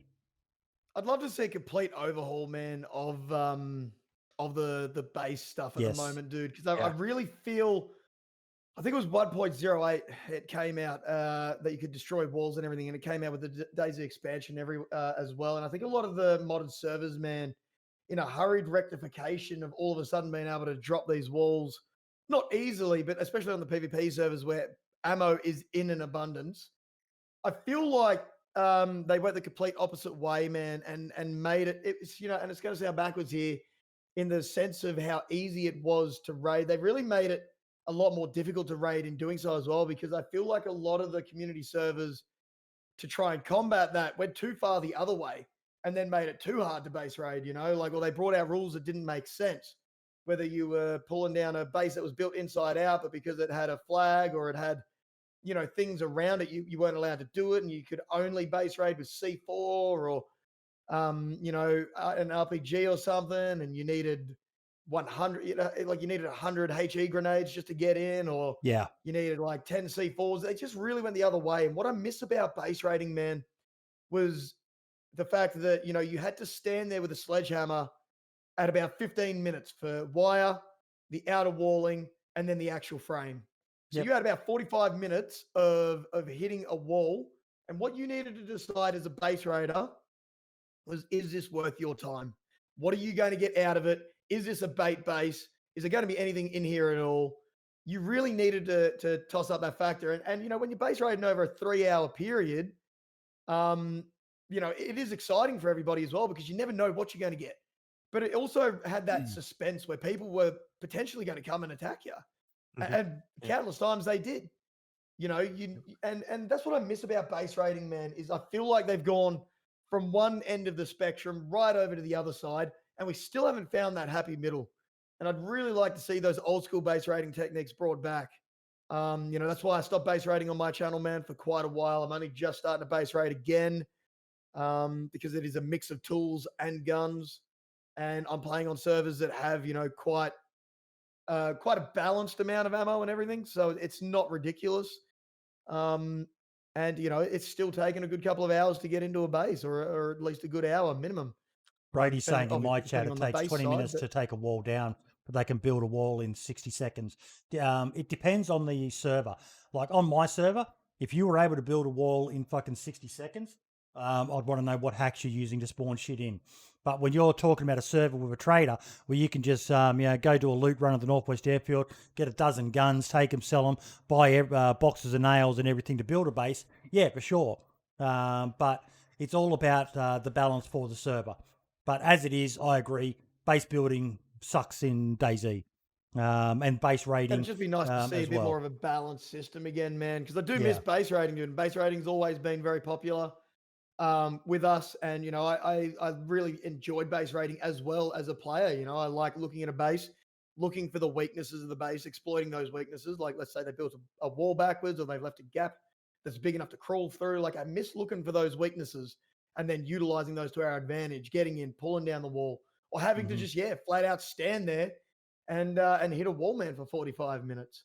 So I do miss I do miss that side of base raiding, and even base building, man, when you're building a base, you have to go over the entire base and look and go, have I made this at least a pain in the ass for someone to, get through the 10th wall and be like, fuck, I'm out of materials, or I'm just, I'm done. I've been here for, umpteen hours and I can't get in, I'm out. And then, you get back in and rebuild. Yeah, really sort of miss seeing all that, man. And I'd like to see a more balanced system return to DayZ, but it'll be interesting to see if that happens. All we can do is hope. Well, folks, thank you so much for what has been a pretty fucking awesome podcast.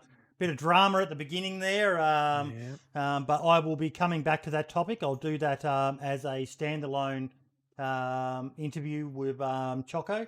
We'll do that offline so we can talk, and might just be a short little mini spotlight or something like that. But overall, I want to thank you both, especially you, dude, for getting up bright and early, mate.